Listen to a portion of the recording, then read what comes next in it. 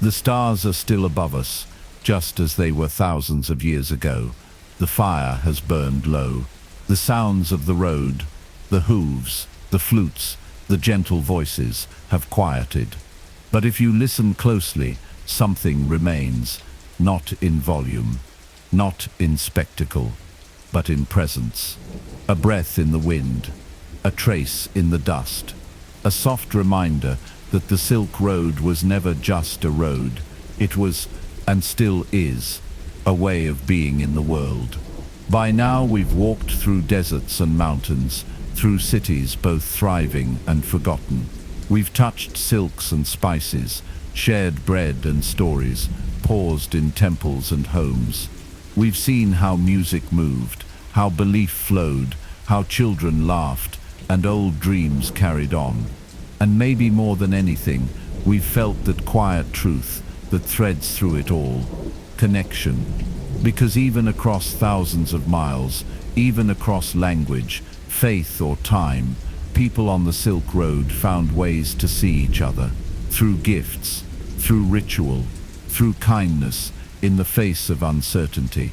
What was traded wasn't just fabric or gems, it was presence. A moment of shared humanity between strangers, a glance across a stall, a sip of tea offered with no expectation, a greeting carved into a stone for someone who would arrive long after. And this gentle, generous spirit didn't disappear when the caravans stopped. It simply changed form. The threads are still here, in our languages, our recipes, our music, our calendars. In the curve of a cup, the pattern of a scarf, the note of a melody that seems to come from somewhere older than memory. The Silk Road lingers in small places, the bend of a road outside town, the smell of cardamom in a quiet kitchen, a book from far away, opened for the first time. It lingers in us. One of the most remarkable things about the Silk Road is that it was never controlled by a single empire or faith. It resisted ownership. It moved under the feet of farmers, monks, mothers, poets, weavers, children. It belonged to no one, and therefore it belonged to everyone. That's why it still feels alive, not frozen in museums, but breathing in shared gestures, living in borrowed words, humming in the warmth of welcome. And so we end not with a grand event, but with a gentle return. Imagine yourself once more on the road, the air cool, the moon full, your pack a little lighter than when you began. Ahead, a soft horizon, behind the soft echo of footsteps. You have not traveled alone. The road has walked with you, and as you drift into sleep now, into dreams of markets glowing with lanterns, mountains lit by morning light, camels resting beneath quiet stars, know that you are part of a story far older than memory. A story of movement, of meaning, of patient wonder. The Silk Road may no longer appear on every map, but it is still here, and it always will be. A traveler sits beneath the stars, his back against a saddle, his eyes fixed on the sky. Around him, the camp has quieted, the fire has dimmed, but his mind is wide awake. He thinks of the cities ahead, the mountains behind, the stories he's heard from strangers, the promise of a better price, the whisper of a hidden valley, the rumor of a sea he's never seen. These are the dreams that moved people, just as much as gold or silk ever did. The Silk Road, for all its physical splendor, was also a road of the imagination. Its geography was shaped not only by maps, but by myths. Every traveler carried not just goods, but dreams, ideas of places they might reach, knowledge they might gain, lives they might live. In this way, the Silk Road became a mirror of human longing, reflecting what people hoped for, even if they never arrived. One of the most beautiful truths of the Silk Road is how deeply it was shaped by stories of the unseen, tales of kingdoms made of crystal, lakes that healed the sick, mountains with stairways to the heavens, trees that bore fruit of gold. Many of these tales were exaggerations, of course, but they also served a deeper purpose. They pointed beyond the edge of the known, towards something worth walking for. In Buddhist lore, stories of Shambhala, a hidden land of peace and wisdom, passed from India through Tibet and China, sometimes woven into political hope, sometimes left as soft metaphors for the inner journey. In Islamic poetry, the idea of the Rihla, the sacred journey in search of knowledge, became a spiritual compass, guiding seekers toward meaning, not just markets. In Taoist philosophy, mountains were often seen not just as terrain, but as ladders between worlds, places where one might find immortals or return with insight. And yet, even among merchants and ordinary people, dream thinking was alive. A Persian trader might set off hoping not only to sell wool, but to find a rare book. A Chinese herbalist might walk west in search of a plant whispered about in stories, one that cured not only fever, but grief. A young weaver might hope to bring her designs to a city where her family's name was unknown, where she could begin again, not just with thread, but with a story. Maps, too, were often tinged with wonder. In Chinese cosmology, the world was not a globe but a square, surrounded by oceans, ringed with dragons, dotted with holy peaks. In medieval Islamic cartography, maps sometimes placed paradise at the top, a reminder that geography was not only physical, but spiritual. And in the minds of countless travelers, the unknown places on the map were the most vivid, not blank, but full of possibility. Some carried dream objects with them, talismans, keepsakes, emblems of what they hoped to become, a ring given by a grandmother, a scrap of silk from a far-off city, a poem copied into a small book. These items were not sold. They were carried, quietly, always, as reminders of something more, something not yet reached, but believed in. And dreams didn't only belong to the living. Tomb murals from Dunhuang, Samarkand, and beyond show people journeying through imagined afterlives, crossing bridges of light, riding toward heavenly gates, sitting in gardens of abundance. These paintings weren't just decorations, they were maps for the soul, showing that even in death, the road continued.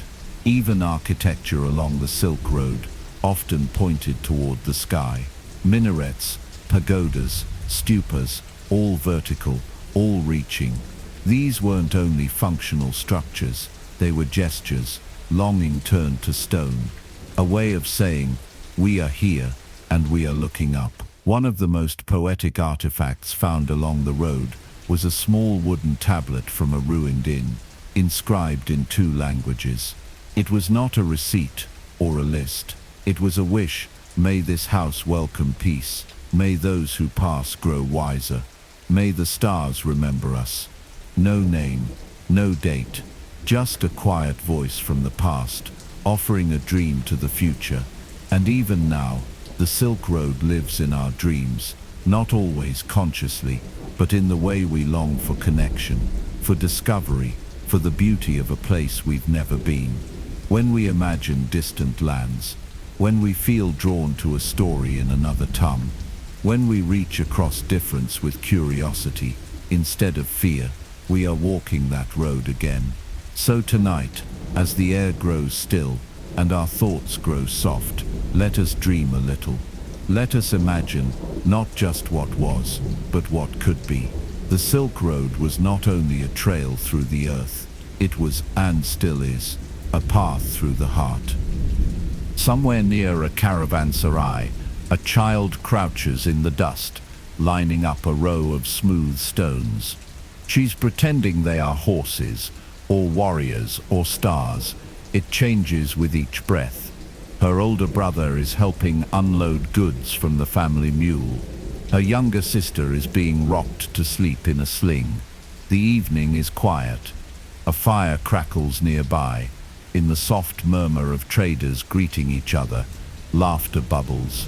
Childhood, even on the vast and winding Silk Road, finds its way. We often think of history in terms of rulers and wars, of discoveries and empires. But behind every merchant, monk or soldier was once a child, and along the Silk Road, the lives of children unfolded with quiet resilience and quiet joy. Their worlds were smaller, perhaps, but no less rich. And when we pay attention to the traces they left behind, we begin to see the road through a different lens, not as a path of commerce, but as a living thread of family, play, and gentle learning. In the oases and towns scattered along the route, childhood was shaped by rhythm. The seasons determined chores. The family's trade determined travel. But always children carved out time for their own kind of movement, chasing chickens through courtyards, spinning tops in alleyways, drawing shapes in sand with sticks.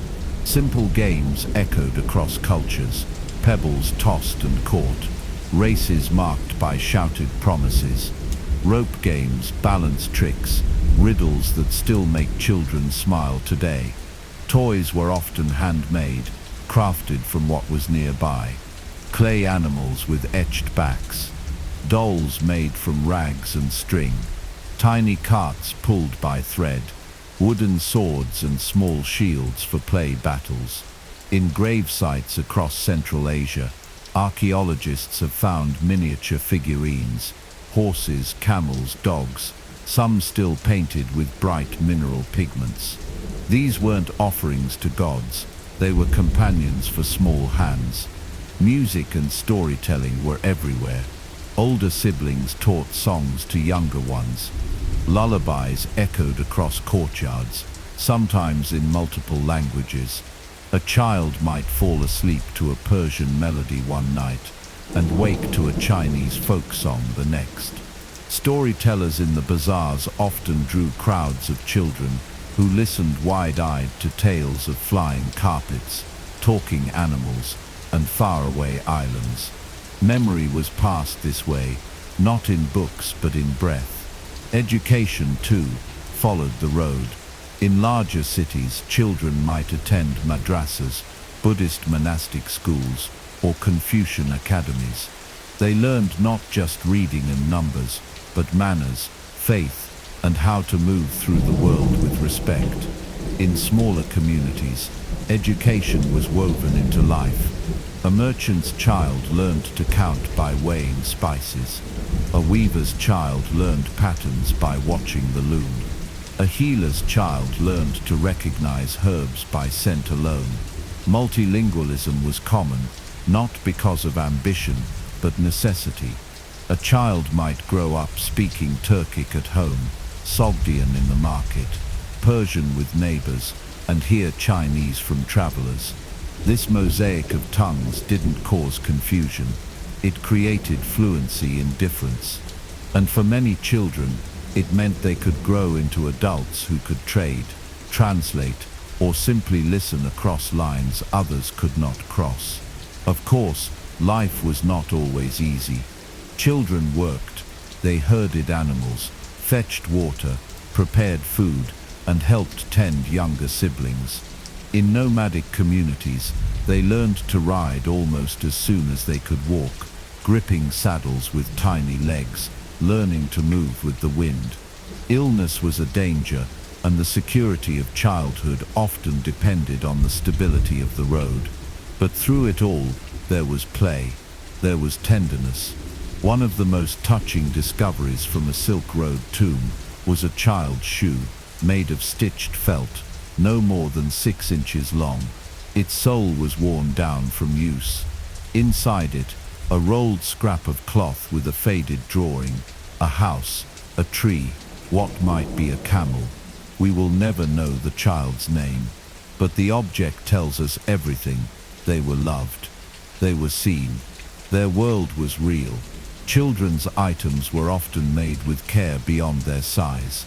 Small bowls painted with animals, blankets embroidered with protective symbols, beaded bracelets to ward off illness. In some households, a soft whisper before sleep, a blessing for safe dreams, good health, gentle days. These tiny rituals formed the architecture of trust, and just as children were shaped by the road, they shaped it in return. They carried stories forward. They asked questions that adults had forgotten how to ask. They bonded across cultures more easily than any diplomat. A toy offered, a game shared, a laugh exchanged with no common language. Children taught the world, over and over, how to begin again. So as we imagine the Silk Road tonight, let us not see only the caravans and the cities. Let us also see the skipping feet, the open hands, the chalk drawings on the wall of an inn. Let us remember that the road was not only about what was carried, but about who was growing, slowly, curiously, beautifully, in its dust. A merchant steps through a city gate. Above him, carved into stone, is a flower with 8 petals, a motif he's seen before, hundreds of miles away. On a wall, a painted eye stares outward. In a temple niche, a circle surrounded by flames glows faintly in lamplight. These symbols don't speak in words, and yet they say everything. You are safe here. You are protected. You are not alone. The Silk Road was not just a path of trade, but a path of meaning. Across its thousands of miles, people used symbols to communicate across barriers of language and faith. These were not just decorations. They were maps of belief, memory, and intention, carried on cloth, pressed into coins, etched into pottery, or worn around the neck. One of the most widespread symbols was the endless knot, a looping, interwoven design found in Buddhist art, but echoed in cultures far beyond. In Tibet and China, it represented the interconnectedness of all things: time, life, karma, a reminder that nothing exists in isolation. But similar knots also appear in Celtic art, Islamic geometric patterns, and ancient Persian carvings. Different stories, same shape, a universal thread. Another powerful symbol was the eye, most often the evil eye, or nazar. Found from Anatolia to India, it was painted on doors, embroidered into garments, and worked into jewelry, blue and white, circular, always watching. It wasn't meant to frighten, it was meant to protect, a gaze that deflected envy, harm, or misfortune. Even today, travelers across the former Silk Road regions wear small glass eyes for luck. Coins, too, were carriers of symbolism. Not just instruments of commerce, they were miniature messengers. Chinese coins bore square holes in the center, representing harmony between heaven, the circle, and earth, the square. Persian and Greco-Bactrian coins often featured dual languages and double images, a king on one side, a deity on the other, power and divinity in dialogue. Even changes in iconography told stories. When a ruler converted to a new faith, symbols changed: a sunburst replaced by a crescent, a fire altar swapped for a cross. Every coin was a pocket-sized announcement. And on the Silk Road, animals often stood for more than themselves. The lion represented power and protection, the crane, longevity and wisdom, the fish, prosperity and movement. The dragon, in Chinese belief, was a celestial, benevolent creature, while in the West, it often symbolized danger and greed. But on the Silk Road, such meanings blended. In murals from ancient Sogdiana, you might find dragons and griffins side by side, not battling, but coexisting. Even colors held deep symbolic weight. In China, yellow was the color of the emperor, rare and sacred. In Persia, green was associated with paradise and purity. In Buddhism, saffron robes marked the renunciation of worldly life. Across the Islamic world, blue was considered protective, the color of the sky, of spiritual clarity. These meanings were not fixed. They traveled, adapted, and lingered in unexpected places. Geometric patterns carried meaning too. In Islamic architecture, star polygons and tessellations were used not only for beauty, but to reflect divine order. The idea that the universe is governed by balance, repetition, and symmetry. In Buddhist mandalas, circular diagrams mapped spiritual journeys, from confusion to clarity, from samsara to enlightenment. These designs weren't just seen. They were walked, meditated on, memorized. On textiles, talismans were often embroidered into hems or sleeves, places close to the body. A knot to protect from harm, a symbol to ensure fertility, a character to bring peace. Sometimes, symbols were hidden inside folds, known only to the wearer, power worn in silence. Even writing itself became symbolic. In the calligraphy of Arabic, Sanskrit, Chinese, and Tibetan, the line between text and art blurred. A single character could be a word, a picture, and a prayer all at once. Letters spiraled into flowers. Words became birds. Names of God became patterns that filled the sky of a dome or the margins of a scroll. Meaning was not always meant to be read. Sometimes it was meant to be felt. One particularly moving example of symbolic language comes from the talismanic shirt, a kind of wearable amulet, often made of silk or cotton, covered with tiny inscriptions, verses from the Quran. Astrological diagrams, prayers for victory, health, or protection. These garments were worn under armor in battle, or beneath royal robes, or during pilgrimage. They were not for others to see, but for the soul to carry, and as people moved along the Silk Road, they brought their symbols with them. Some changed, some merged. Some remained mysterious, half deciphered, half lost. In the ruins of Nia, for example, archaeologists found small wooden tablets with symbols no one has fully interpreted. Were they brands, family marks, ritual signs? We may never know. But the fact that they were made, carried and buried, means they mattered. Perhaps this is the most powerful truth. Symbols endure. Long after a city crumbles, a temple falls, or a language fades, the symbol survives, on walls, in rings, in faded cloth. It watches, it waits, it reminds.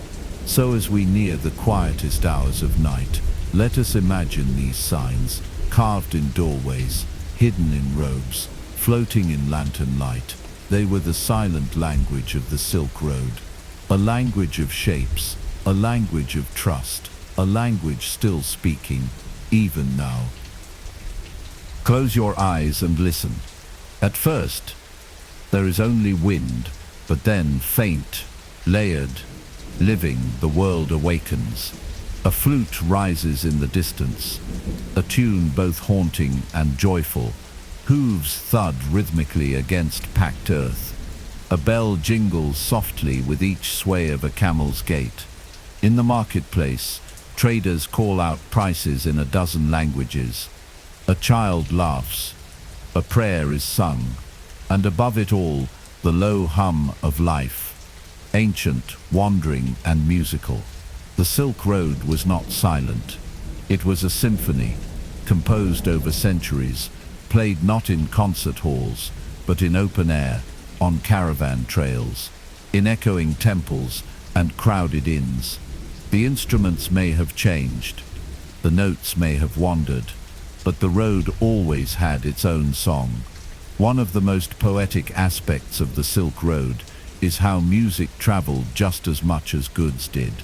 Instruments passed from hand to hand, along with the styles and scales that gave them life.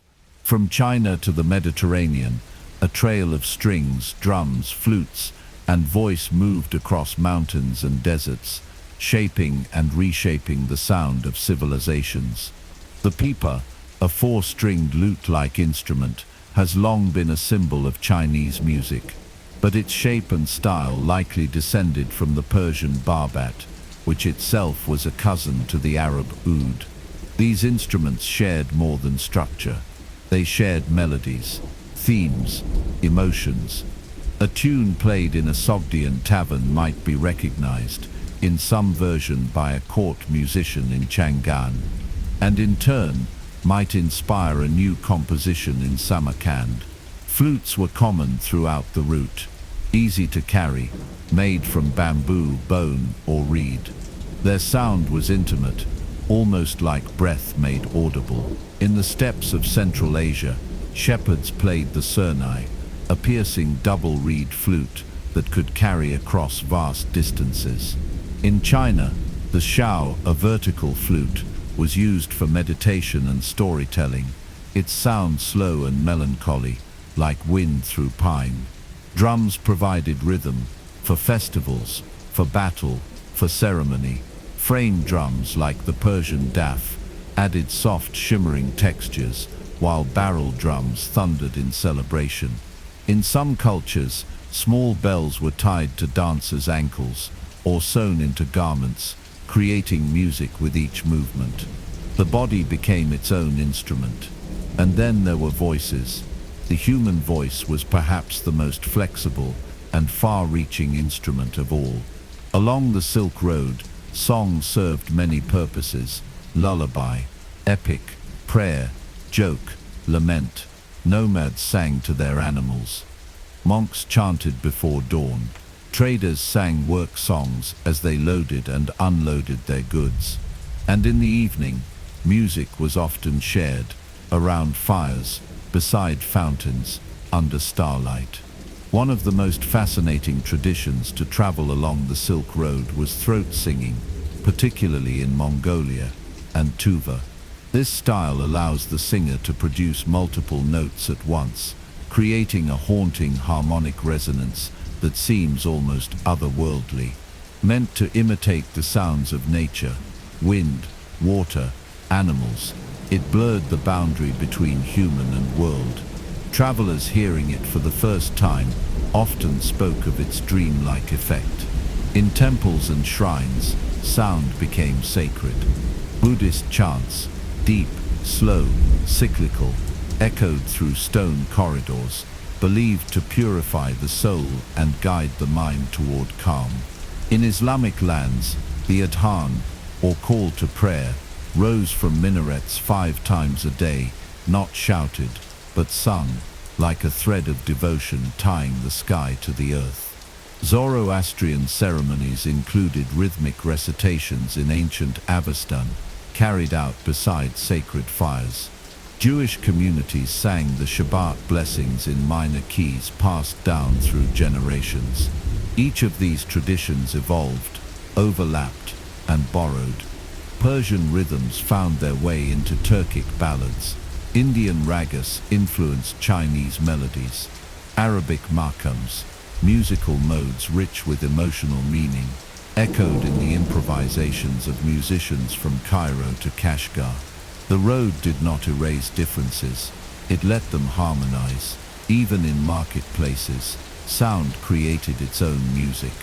The clatter of ceramics, the sizzle of food on hot pans, the rustle of silk being measured, the bartering call and response in multiple tongues, the laughter of children chasing pigeons, the calls of animals, the ringing of coins, all of it layered into a rhythm, the heartbeat of a city, and sound carried power.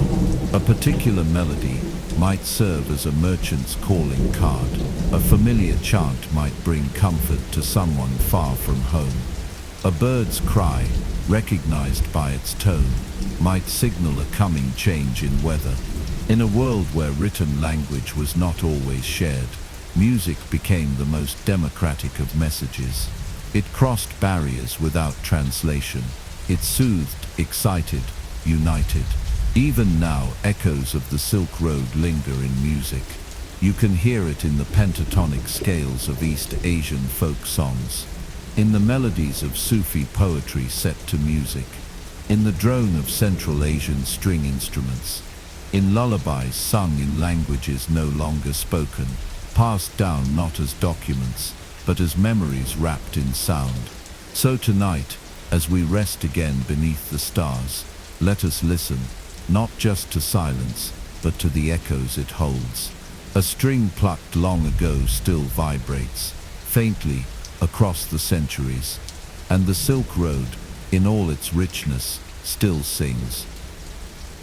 Before the caravan stirred, before the gates of the inn creaked open and the wheels of carts began to turn, there was a moment, soft and quiet, when the world paused. In that moment, someone lit a stick of incense, another knelt in silent prayer, a kettle was warmed, bread was broken, a mantra whispered, a charm touched. These were not grand ceremonies, but the gentle rituals that anchored lives across the vast shifting terrain of the Silk Road. One of the most soothing truths about the Silk Road is that it was not only a highway of trade, but of rhythm. In a world where distances were long, climates unpredictable, and encounters uncertain, people developed rituals, not just to worship or to mark time, but to soothe the soul. These practices varied by culture and faith, but they shared something universal: repetition, intention, and quiet power. In Buddhist communities, particularly along the eastern and central routes, daily life often began with gathas, short verses of gratitude or aspiration. Monks and lay people alike would chant them at sunrise as they washed their faces or swept temple steps. In temples carved into cliffs at places like Dunhuang, frescoes depict monks bowing, lighting lamps, or circling stupas in meditation. These acts weren't designed to change the world, but to align with it, to enter the day with presence. In Zoroastrian traditions, sacred fires were tended constantly, never allowed to go out. Priests would feed them with fragrant woods, offer prayers, and cleanse the space. For many Zoroastrians traveling along the Silk Road, a small fire altar could be packed and lit wherever they camped, a flickering reminder of order and light in the vastness of the unknown. Islamic travelers would pause 5 times a day to face Mecca, spreading their prayer rugs on stone, earth, or woven mat. In cities and villages alike, the call to prayer echoed through air thick with spices and dust, a thread of sound linking distant lands with shared devotion. Ritual washing, too, was central: hands, face, feet, the feel of cool water before standing in stillness. And among Jewish merchants in cities like Merv or Bukhara, the lighting of Sabbath candles at sundown was both a religious command and a comfort. Even when far from home, families gathered around light. They sang, they blessed wine and bread. They rested. In this way, ritual became a form of remembering, a way of carrying home into foreign places. Many of the rituals shared across cultures had nothing to do with organized religion. They were daily habits that brought peace. Braiding hair a certain way before travel, tying a red thread around a wrist for luck, stirring tea in a clockwise circle, whispering a traveler's prayer as a caravan set off, touching a pendant for protection before entering a new city, folding clothes a certain way each night. These were small, often invisible gestures, but for the people who practiced them, they meant everything. One particularly beautiful ritual recorded in Persian and Central Asian literature was the sharing of attar, aromatic oils. Before meetings, letters, or departures, a drop would be placed on the wrist or dabbed behind the ear. Rose, sandalwood, or ambergris. The scent was a way of honoring the moment, of making memory tangible. Some travelers carried small vials of favorite oils, using them to calm the mind or greet new acquaintances with grace. Lanterns were also a quiet ritual of light. In Chinese Buddhist communities, lamplighting festivals mark transitions between seasons, honoring ancestors and illuminating temples with soft flickering flames. Paper lanterns, often painted with poems or prayers, were released into the sky or floated down rivers, brief stars carrying wishes into the unknown. And in homes across the route, from yurts on the steppes to stone dwellings in Persian towns, people developed shared rituals around food. Not just what was eaten, but how. Meals began with hand washing, sometimes with scented water. Bowls were passed with both hands as a sign of respect. The oldest was served first. Salt was sprinkled not just for flavor, but for protection. At the end of a meal, a shared bowl of tea or fruit signaled peace, a small ritual of unity. Even the act of greeting was ritualized. In some regions, strangers placed their hands over their hearts and bowed slightly. In others, one might remove their head covering or offer a palmful of dried fruit. Greetings were not rushed. They often included exchanges of blessings, well wishes for family, and inquiries about health and journey. The longer the greeting, the deeper the trust. And when it came time to say goodbye, parting rituals were just as layered. A hand on the shoulder, a prayer whispered over a camel's head, a thread tied to a traveler's wrist, gifts exchanged, not of wealth, but of memory. A piece of cloth, a carved charm, a small pouch of spices, something to carry forward. Perhaps the most profound truth of these rituals is not what they looked like, but what they did. In a world of uncertainty, they created continuity. In a landscape of strangers, they created belonging. And in the endless horizon of the Silk Road, they offered small sacred anchors to those who walked, rode, or sailed its length. So as night settles once more, and lanterns are lit in places now forgotten, we remember that life along the Silk Road was not just marked by movement, but by pause. Ritual was the breath between miles, and in its softness, it kept the world whole. The traveler lifts the edge of her veil as the wind picks up, revealing a necklace of blue glass beads that catch the morning sun. Her robe is lined with a pattern of swirling vines, stitched in golden thread. At her waist is a belt woven from silk and wool, dyed with indigo and cochineal. Each layer, each fold, each color, it's more than fabric. It's a quiet archive of her life. One of the most fascinating and overlooked dimensions of the Silk Road is what people wore. Clothing was not merely practical. It was expressive. It was political. It was sacred. And perhaps most beautifully, it was shared. Textiles, styles, motifs, dyes and weaving techniques traveled alongside goods and ideas, leaving behind a trail of changing fashion and quiet cultural fusion. Silk, of course, sat at the center. Long before it became a symbol of luxury in Europe, it was already revered in the East, soft, strong, luminous. Chinese sericulture, perfected over centuries, created silks that shimmered like water and felt light as breath. Imperial bolts of silk, often embroidered with dragons or cranes, were given as gifts to foreign dignitaries, used as currency, and stored as symbols of wealth. But silk didn't stay Chinese for long. It moved westward, adopted by Persian, Arab, and Byzantine cultures, each adding their own styles and meanings. In Persia, silk was woven into brocades, thick, richly patterned fabrics with floral and geometric designs. These were often dyed with brilliant colors, deep reds from madder root, brilliant blues from indigo, radiant yellows from saffron or weld. The patterns were not random. They told stories of gardens, of paradise, of continuity. Some featured cypress trees, representing life and eternity. Others showed lions, deer or mythical creatures, stitched in gold or silver thread. In Central Asia, Sogdian traders helped blend Chinese and Persian textile traditions, into a vibrant visual language.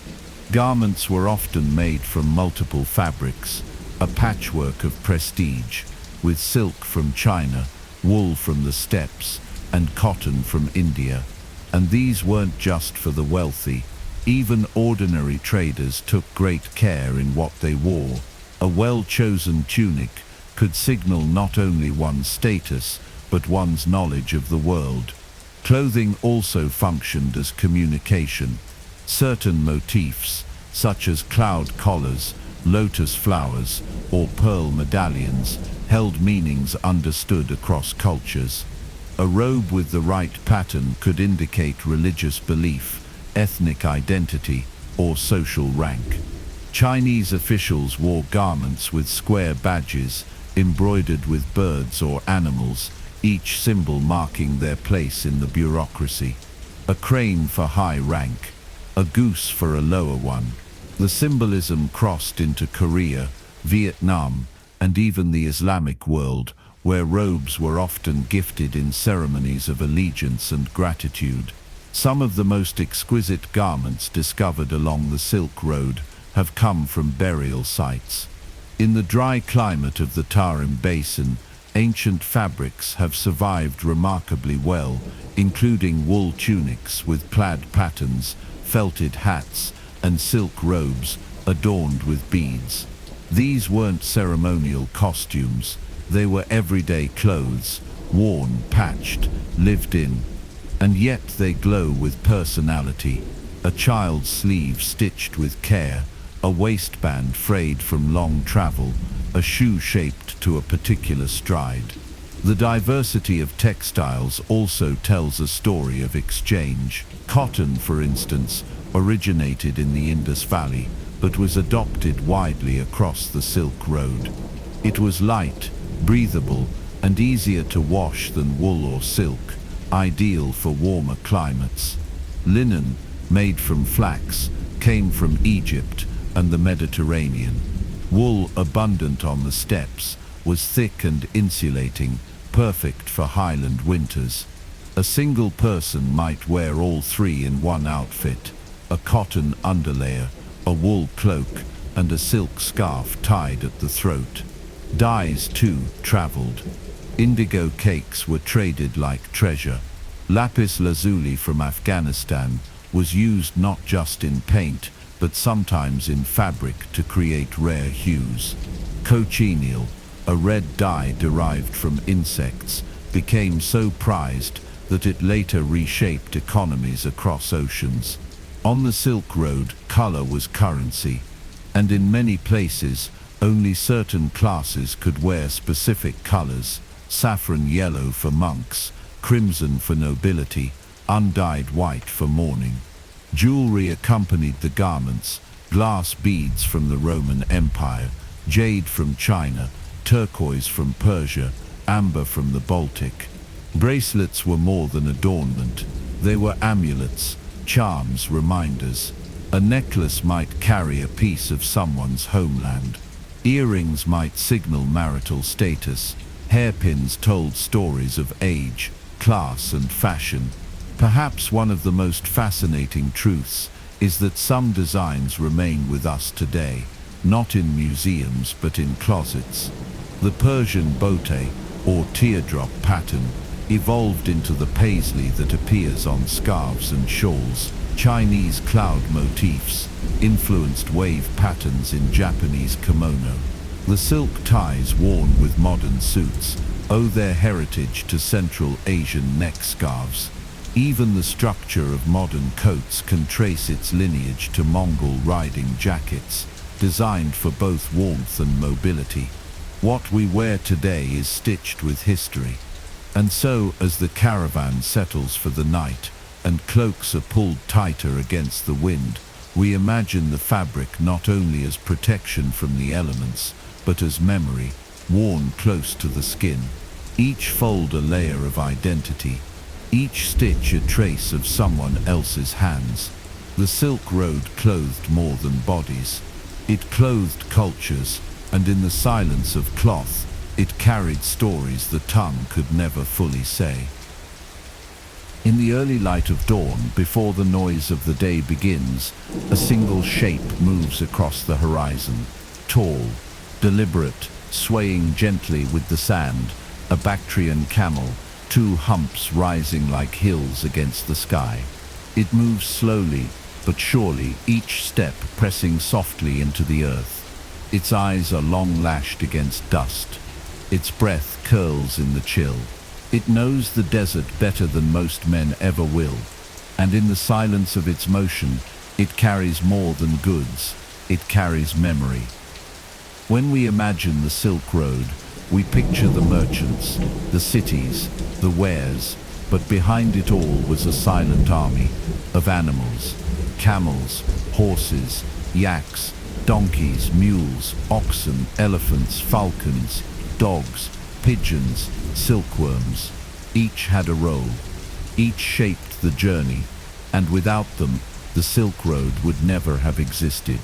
The Bactrian camel, native to Central Asia, was the undisputed hero of the overland trade routes.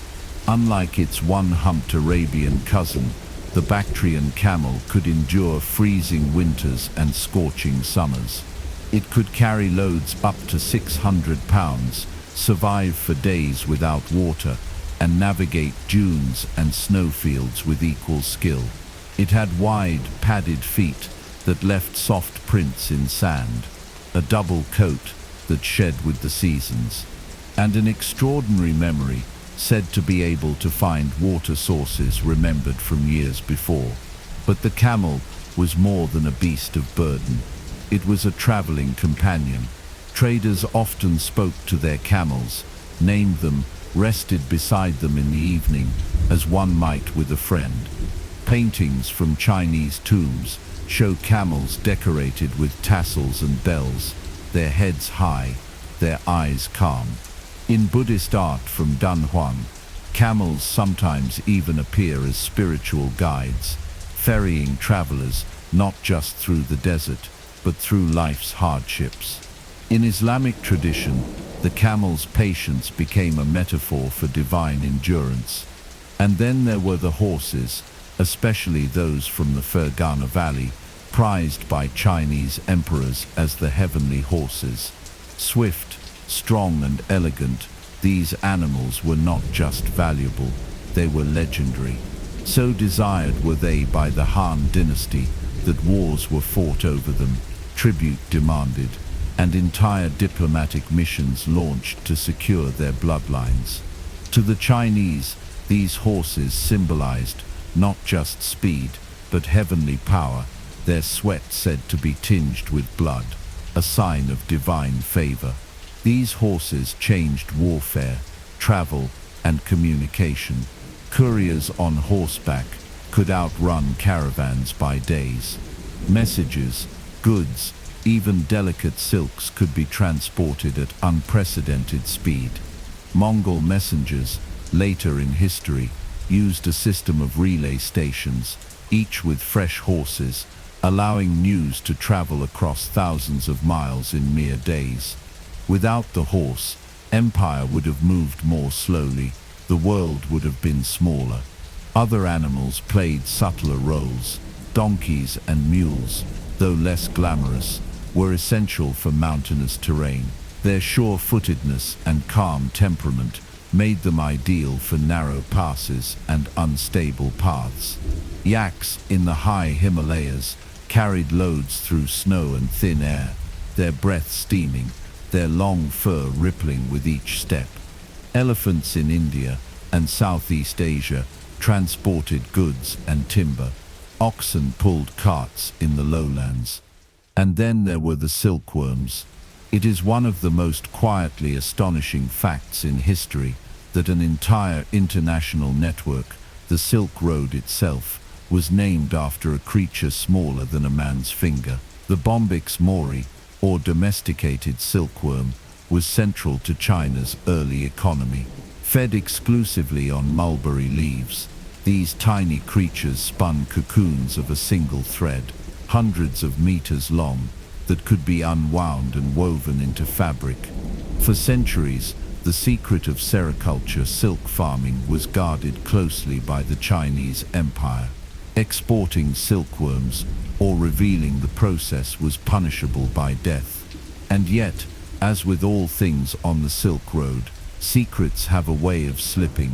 Legend has it that two monks, traveling west under imperial orders, smuggled silkworm eggs out of China, hidden inside hollow bamboo staffs. Another story tells of a princess marrying into a Central Asian kingdom who hid the eggs in her elaborate hairpiece. However it happened, silkworms spread to India, Persia, and eventually to Byzantium, where a new silk economy bloomed. Even the pigeons played a role. In some regions, trained homing pigeons were used to carry messages between cities, a kind of early airmail. Lightweight, fast, and often reliable, they served as another thread in the great web of communication. In times of conflict, they could bypass blockades. In times of peace, they could deliver poetry. And we mustn't forget the dogs, protectors of caravans, companions on cold nights, hunters of small game. In ruins across Central Asia, archaeologists have found collars and small memorials to dogs who journeyed far with their human families. Their loyalty outlasted the maps. Animals were more than functional. They were cultural ambassadors. The presence of a peacock in a Persian court spoke of Indian alliances. A lion gifted to a Chinese emperor hinted at African trade. A parrot reciting phrases in more than one language reminded guests just how wide the road had become. Even animals in art, painted, embroidered, carved into jade, reflected a shared vocabulary of wonder. In one mural from ancient Samarkand, a caravan procession includes camels, elephants, horses, and what may be a giraffe, a gift from East Africa to a Central Asian ruler. Though it may never have survived the journey, its image alone carried meaning. Look how far we have come. And so, as the animals rest beneath starlight, their breathing slow and steady, we see the Silk Road not just as a human story, but an interwoven life story, one in which fur, feather, hoof, and wing all had a place. The road was not just walked, it was carried. Night falls across the Silk Road, and in a small encampment tucked between dunes, the fires are lit. Camels rest in soft heaps. Bread bakes slowly under embers, and around the circle, a voice begins to speak, low and rhythmic. A story rises into the night, part memory, part magic. A dragon with pearl eyes, a woman who walked into the stars, a man who traded his shadow for knowledge. These are not bedtime stories.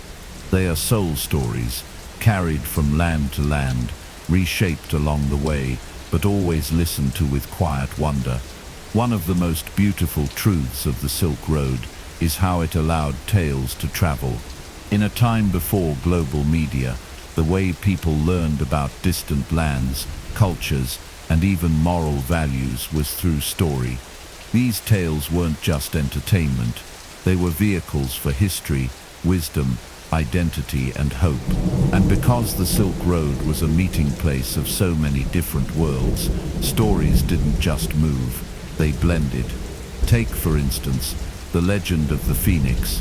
In Chinese tradition, the fengwang is a symbol of virtue and grace, often paired with the dragon in imperial iconography. In Persian myth, a similar bird appears, the shimmered, vast and ancient, known for its wisdom and healing feathers. Farther west, in Greco-Roman lore, the phoenix becomes a firebird that dies and is reborn. Across these cultures, the bird changes, its name, its colors, its purpose, but the core idea remains: transformation, resilience, beauty rising from ashes. These were not isolated tales, they were part of a migratory imagination. A Chinese monk might tell a version of a tale he heard from an Indian traveler. A Persian poet might adapt a Greek fable into a Sufi parable. A Central Asian merchant might carry jokes, riddles, and ghost stories from one oasis to the next. The stories passed between mouths like coins, polished by repetition, growing lighter with each telling. One of the most far-reaching literary traditions to travel the Silk Road was the Panchatantra, a Sanskrit collection of fables, many involving animals and moral lessons. These stories, rich in metaphor, were translated into Pahlavi, Middle Persian, then into Arabic, where they became known as Kalila wa Dimna, and eventually into dozens of other languages. Along the way, the animals changed, the morals shifted. At the heart of the tales, the gentle guidance, the reflections on power and kindness remained. Another great traveler was the Shahnameh, the Persian Book of Kings, written by Ferdowsi. This epic poem, over 50,000 couplets long, tells the mythic history of Persia, a sweeping tale of heroes, demons, love, and fate. Though rooted in Iran, it spread through Central Asia, influencing miniature painting, oral performance, and even the way certain kings understood their own role in history. In this way, literature was not just cultural, it was political, shaping the dreams of rulers and the songs of the people. And then there were the tales that lived only on lips. Stories told by travelers in caravanserais, changing slightly each time they were spoken. Legends of hidden cities where rivers ran with gold, of mountains that sang, of lovers turned to starlight. These tales left no written record, but their echoes remain in the motifs of embroidery, in the verses of lullabies, in the superstitions still whispered across the steppe. In the Buddhist caves of Dunhuang, stories took visual form, murals depicting the Jataka tales, or former lives of the Buddha, painted in luminous pigments across sandstone walls. These stories, many originally from India, arrived in China through both monks and merchants, and were preserved not just in text, but in color. A fox offering food to a hungry traveler, a prince sacrificing himself to save a dove, each painting a page in a shared spiritual library, open to anyone who passed through. What's especially mind-opening is how these tales created a sense of emotional continuity across vast distances. A child hearing a fable in a Tibetan village might laugh at the same clever monkey that amused children in Persia. A proverb muttered in a Kashgar market might have a near-identical twin in Alexandria. The road became a loom, and stories were the thread, weaving empathy between strangers, connecting people who might never meet. And even now, these stories continue to move. Many fairy tales known today in Europe, including variants of Cinderella, Beauty and the Beast, and the tale of the clever fox, can trace their narrative ancestry back along Eastern routes, not in exact words, but in structure, symbol, and soul. So the next time you hear a bedtime story, or lose yourself in a novel, or feel your heart stir at a tale of distant lands, remember that you are listening to an echo, a voice passed along winds and over mountains, shaped by time, softened by retelling. The Silk Road was a marketplace of goods, yes, but more than that, it was a river of stories, and those stories still flow. Imagine walking through the desert and stumbling upon the edge of a wall, sun-bleached, half buried in the sand, its carvings worn smooth by centuries of wind. There's no sign, no road leading in, but as you brush the dust away, shapes emerge. A tile, a doorway, the remains of a city, once vibrant with life. This is how much of the Silk Road survives, not in splendor, but in echoes. One of the most quietly haunting truths about the Silk Road is how much of it has been lost, not stolen, not destroyed, but gently erased by time, swallowed by deserts, shifted by rivers, forgotten as trade paths changed. For every city like Samarkand or Xi'an that still hums with life, there are dozens more that have faded from memory. Places with names like Nia, Lulan, and Jiao, once thriving, now silent. But their silence too tells a story. Take Lulan, a city that once flourished near the edge of the Loch Nor salt lake in what is now western China. In ancient times, Lulan was a vital oasis town, a midpoint for caravans braving the arid basin. For centuries, it supported life with its wells, orchards, and quiet temples. But over time, the lake receded, water dried up, trade routes shifted. By the 4th century CE, the city had disappeared. Its remains lay untouched for over 1,000 years, until rediscovered in the early 20th century by archaeologist Sven Hedin. What he found was eerie and intimate. Wooden tablets inscribed in lost languages, broken sandals, combs, textiles, ordinary lives preserved in sand. Or consider the city of Nia, also located in the Taklamakan Desert. Excavations there revealed homes with painted walls, government buildings, even a court of law. Contracts and letters written on birch bark, in an extinct script called Kharosti, were found in the ruins. Evidence of a bureaucratic system as complex as anything in the modern world. Yet the people who lived there, their names, their faces, their stories, all vanished. The desert simply moved in. And then there is Jiao, a city not buried but exposed, carved into a plateau between two rivers, its buildings made of earth and still standing in ghostly rows. Once the capital of a Buddhist kingdom, Jiao had temples, monasteries, and homes laid out in a grid, so precise it could rival modern planning. But like the others, it was abandoned, left to crumble under the slow weight of time. Its name, which means where rivers meet, is now more poetic than geographic. What makes these places so haunting isn't just their emptiness, it's how clearly they were once full of markets, laughter, prayer, argument, music. Places where someone once boiled tea, stitched a robe, lit a lantern, where children played in courtyards, and elders watched the stars. The traces are faint, a hinge, a bowl, a doorway, but they're real. The Silk Road is paved not only with dust, but with memory. Languages too were lost along the way. Dozens of dialects once flourished along the route, including Sogdian, Tocharian, Bactrian, and Tangut. Each carried its own grammar, its own metaphors, its own ways of dreaming.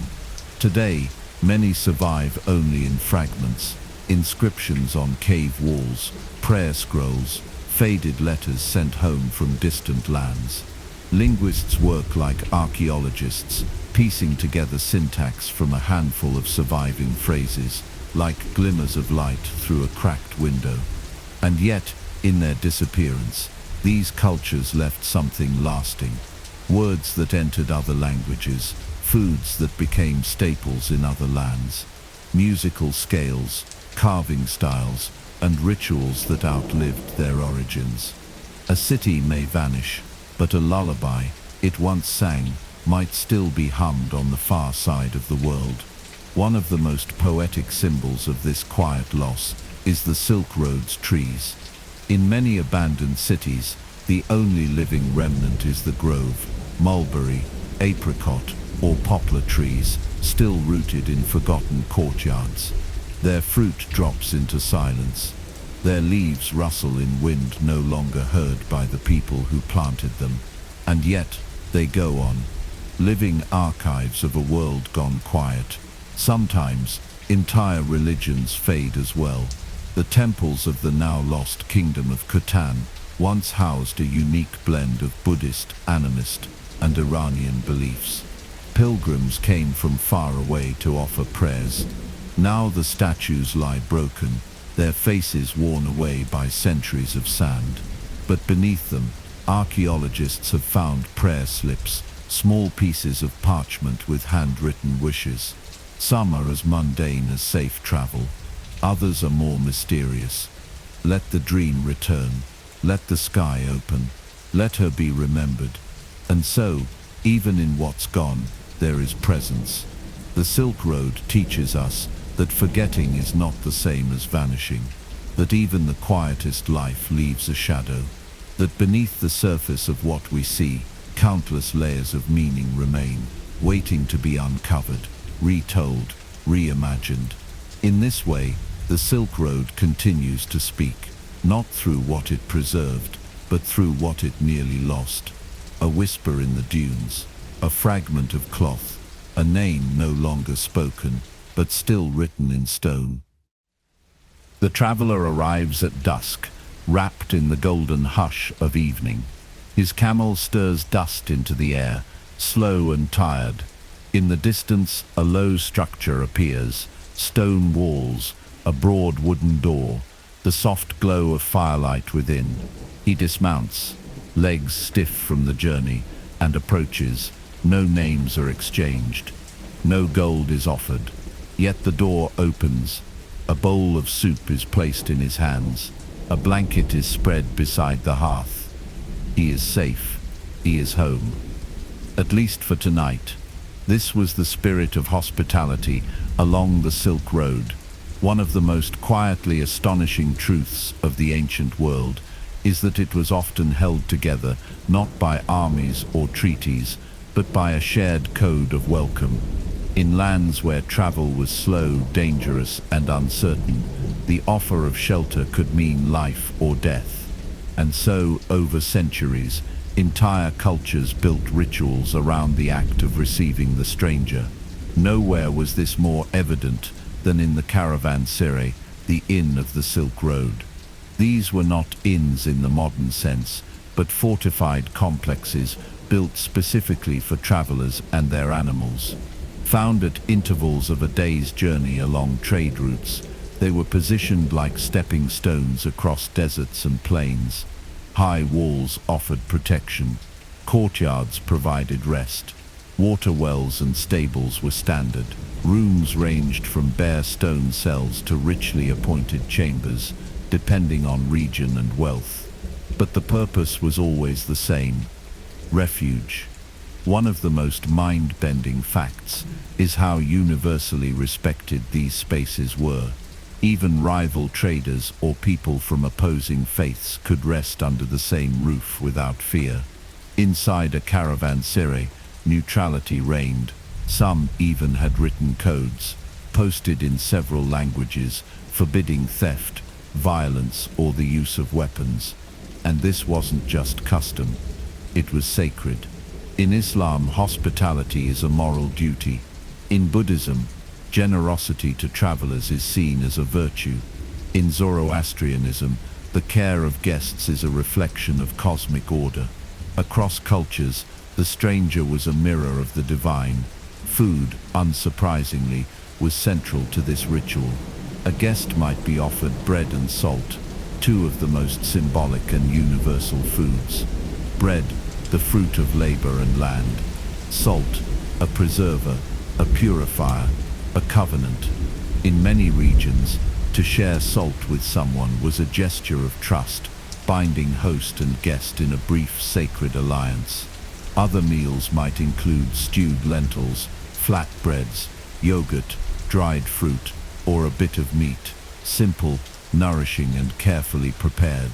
Tea was perhaps the most widely shared offering, whether served in delicate porcelain in a Chinese tea room or in battered metal cups in a desert tent. Tea carried a message: you are welcome here. In some cultures, the pouring of tea followed a ritual. 3 cups, each with a different strength, symbolizing the stages of connection. The first for thirst, the second for conversation, the third for memory. And conversation was part of the welcome too. Once fed and rested, the guest would often be asked where they came from, where they were going, what the road had taught them. Stories became currency. A tale of a sandstorm narrowly escaped. A rumor of new goods in the next city. a fable passed down from another land.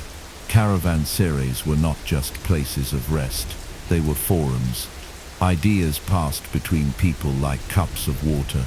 Not all hospitality happened in formal inns. In villages and small settlements, a family might take in a passing traveler for the night, offering a mat by the fire, a shared bowl of stew, a kind word. In nomadic cultures, a yurt's flap might be lifted to reveal not just warmth and food, but song, prayer, and laughter. These moments, though small, formed the quiet glue of the Silk Road, countless acts of care that allowed the journey to continue. One moving example comes from a written account by a Sogdian merchant who described being taken in by a Buddhist monk during a snowstorm near the edge of the Taklamakan desert.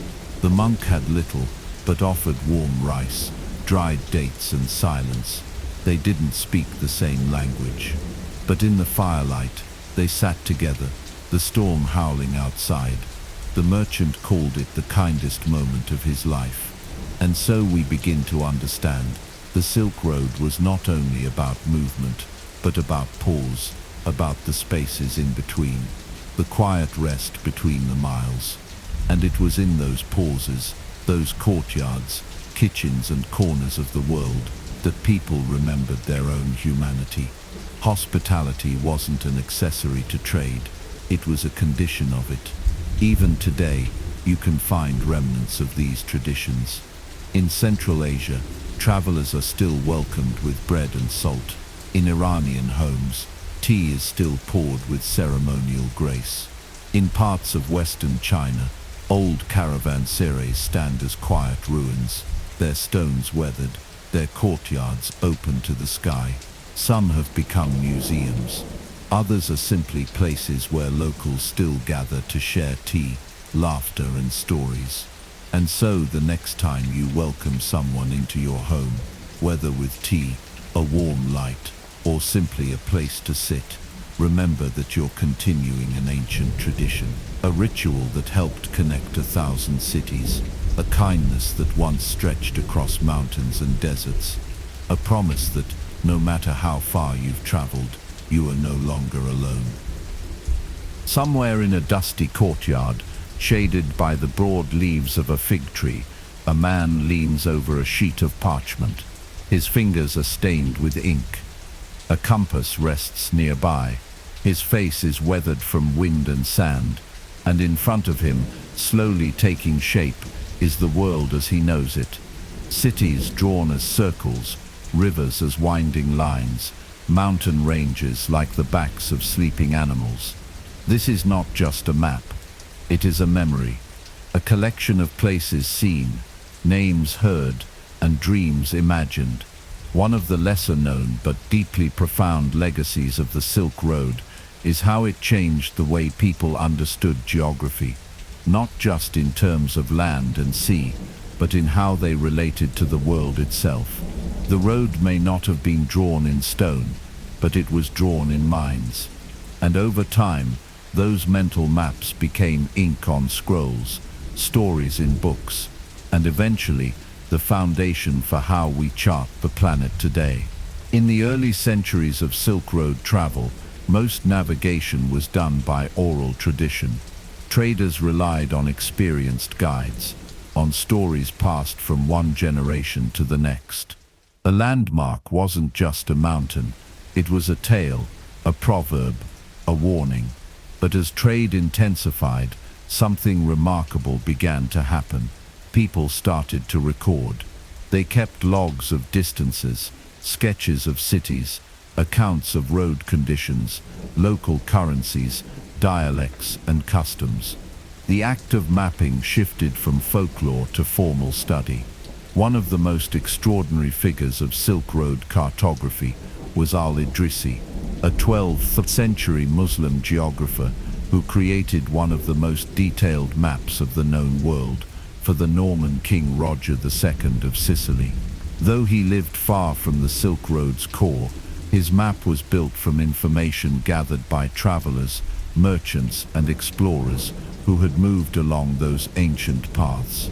His Tabula Roggiana, completed in 1154, positioned Mecca at the center and offered remarkably accurate depictions of Europe, Asia, and parts of Africa. It was a map not just of land but of knowledge, a record of humanity's shared discoveries. Earlier still, Chinese imperial records reveal detailed itineraries for diplomatic envoys sent westward. The famous traveler Zhang Qian, dispatched by the Han dynasty in the 2nd century BCE, reported on everything from crops grown in Bactria to the horses of Fergana to the political alliances of the Sogdians. His observations helped expand China's geopolitical awareness and quietly shaped the routes that would become the Silk Road. What's even more mind-opening is how differently space was conceived. In the West, maps often sought geographic accuracy, latitude, longitude, scale, but in many Asian and Islamic traditions, maps were more poetic.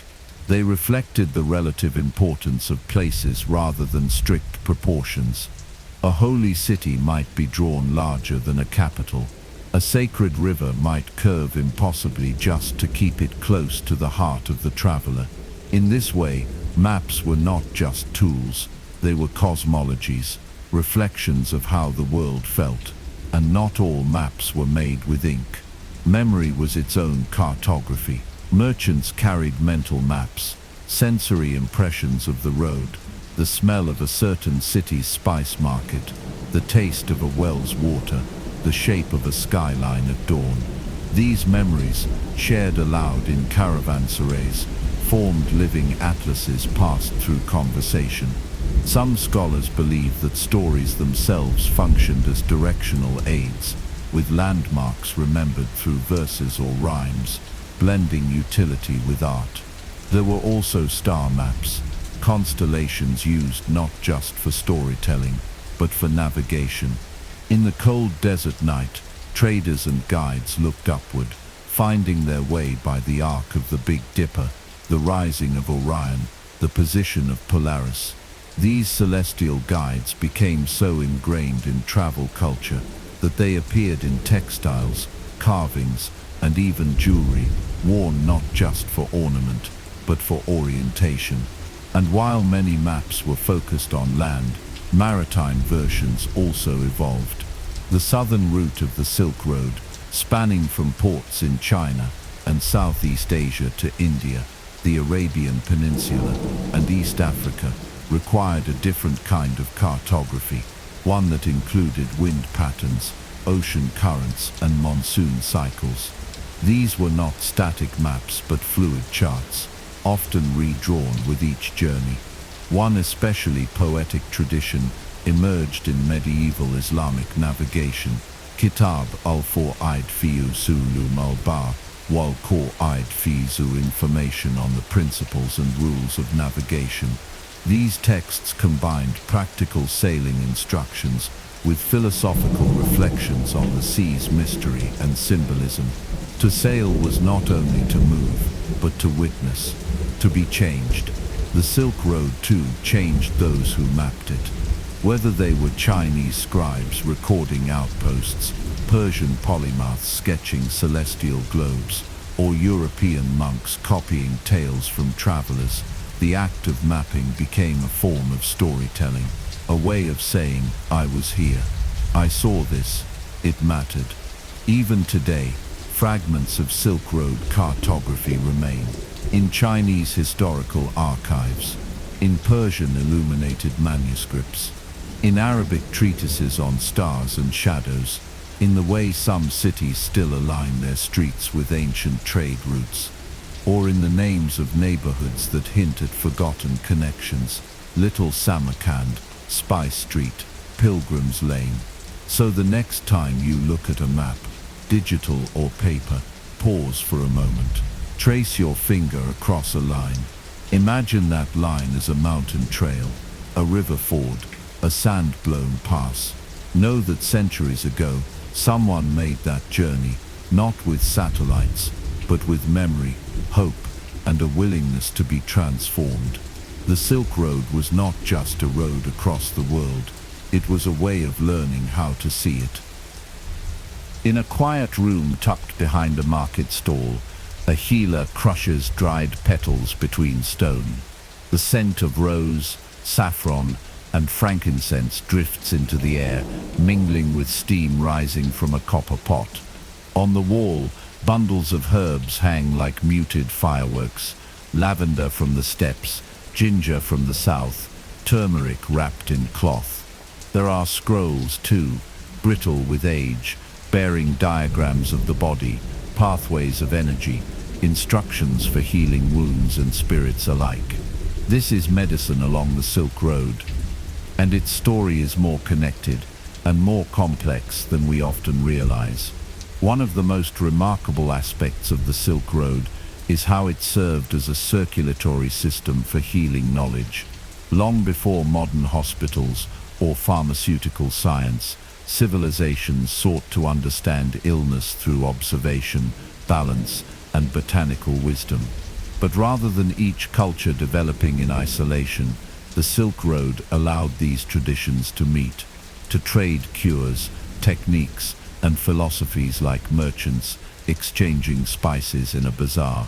Chinese medicine, with its deep emphasis on harmony between internal organs and external elements, was among the earliest to travel.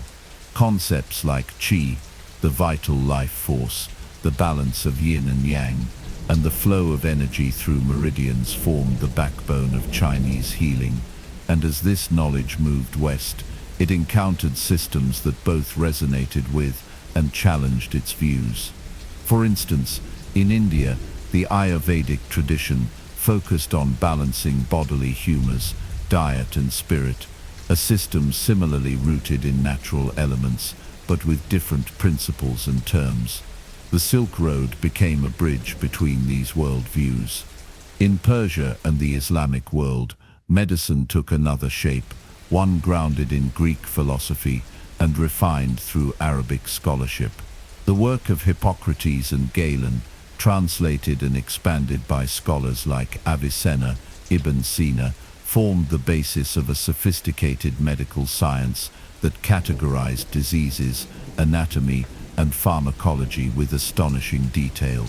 His canon of medicine became one of the most influential texts, not only in the Islamic world, but in Europe and beyond, a testament to how knowledge, when set in motion, can ripple far from its origin. And yet, perhaps even more surprising, was how much of this knowledge traveled not in great books, but in small bags. Herbal pouches, ointment jars, powders tucked into linen, these were the traveling pharmacies of healers and merchants alike. A blend of turmeric and honey for wounds, ground pearl for fevers, dried mint for digestion. These were not merely folk remedies, they were centuries of observation, encoded in practice, passed from hand to hand without formal record. In Central Asia, archaeological digs have revealed medical kits buried with travelers, small knives, herbal mixtures, even acupuncture needles. One grave in modern-day Kazakhstan contained a pouch of dried berries, likely used to treat infections, and a stone amulet inscribed with protective symbols, a reminder that healing was both physical and spiritual healing mattered deeply. Across the Silk Road, illness was often seen as imbalance, not only in the body, but in the mind, the soul, or the surrounding world. In Buddhist regions, healing chants and meditation were used alongside herbal treatments. In Islamic lands, prayers, verses from the Quran, and holy water accompanied more material remedies. In the highlands of Tibet, shamans used ritual, smoke, and chant to restore harmony. And in every case, the healer's role was not only to cure but to comfort. One of the most beautiful discoveries from this era is the Bao manuscript, found in a buried cache in what is now northwestern China. Dating to the 4th or 5th century CE, it contains texts written in Sanskrit, detailing surgical procedures, diagnoses, medicinal recipes, and incantations. The language is Indian, the script influenced by Central Asian hands, the paper likely Chinese. It is in essence a perfectly preserved convergence, a literal page from the Silk Road's medical memory. And just as ideas traveled, so did ingredients. Rhubarb, used as a purgative in Chinese medicine, became a prized export to the West. Cinnamon and cardamom, known for their digestive properties, were passed through countless apothecaries. Licorice root, saffron, aloe, myrrh, and camphor all became global goods, used in different ways depending on region and tradition. And these plants did more than heal bodies. They reshaped economies, trade routes, and even the shape of gardens planted in distant lands. Perhaps most moving is the simple truth that care itself traveled. The concept of the Bimaristan, the Islamic hospital, brought structured, compassionate medical care to cities like Damascus, Baghdad, and later Samarkand. These were not merely treatment centers, but institutions of learning and rest, offering free care to anyone in need. They housed libraries, trained physicians, and welcomed patients from all backgrounds. The idea that healthcare could be both scientific and humane, both sacred and accessible, was a powerful legacy of the Silk Road's convergence of ideas. And so when we think of the Silk Road, we must remember that it didn't only move luxuries or philosophies. It also moved comfort, compassion, the belief that pain could be eased, that illness could be understood, that knowledge shared was knowledge doubled. Even today, echoes of that shared healing remain, in the ginger tea brewed for colds, in the yoga postures taught in a classroom thousands of miles from their source, in the ancient medicinal herbs now found in modern supplements. These are not novelties. They are legacies, reminders that healing has always traveled, and always with it came hope. A candle is lit. A monk opens a scroll. The stars outside are just beginning to appear, scattered like seeds across the sky. And on a worn wooden table, a small device rests, part sundial, part astrolabe. With it he measures not just the hour, but the moment, a still point between light and dark. One of the most quietly profound ways the Silk Road shaped the world was through time, how it was counted, how it was celebrated, how it was understood. Along these routes, civilizations shared not only tools and goods, but calendars, celestial charts, and the philosophies behind them. In doing so, they quietly transformed how people marked their lives. Perhaps the most mind-opening realization is this: time was not always seen the same way everywhere. In ancient China, time was deeply linked to natural cycles, the waxing and waning of the moon, the turning of seasons, the flow of rivers, the growth of crops. The Chinese lunisolar calendar combined both the solar year and the lunar month, allowing for an elegant balance. Festivals like the Mid-Autumn Moon Festival and the Lunar New Year reflected this harmony, blending agricultural rhythms with ancestral reverence. Farther west, Persian culture introduced its own refined calendar, the Zoroastrian system, later adapted into the solar Jalali calendar, which is still used in Iran today. The Persian New Year, Nowruz, meaning new day, marked the spring equinox, a quiet moment of balance between night and day. As it spread across Central Asia through Silk Road trade, Nowruz became more than a local festival. It was adopted, reshaped, and celebrated in many forms by Turks, Kurds, Uzbeks, and even Mongols. And in the Islamic world, the Hijri lunar calendar offered a different view, a rhythm shaped not by harvests or equinoxes, but by the cycles of the moon alone. This calendar was essential for religious life, determining dates for prayer, pilgrimage, and fasting. Carried by Muslim traders and mystics across the Silk Road, It arrived in places where solar calendars had long held sway, creating a layered sense of time, practical, spiritual, and cosmic. But calendars were not just tools for marking days, they were philosophical maps, ways of understanding the soul's journey. In India, the concept of kalachakra, or the wheel of time, suggested that time was not a straight line, but a cycle, a circle that repeated endlessly, linking the present to infinite pasts and futures.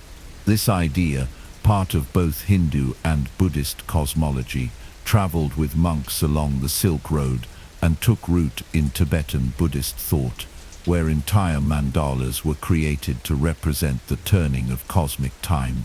Some of these ideas would later influence Chinese Buddhist schools, leading to rich new metaphors for impermanence and rebirth.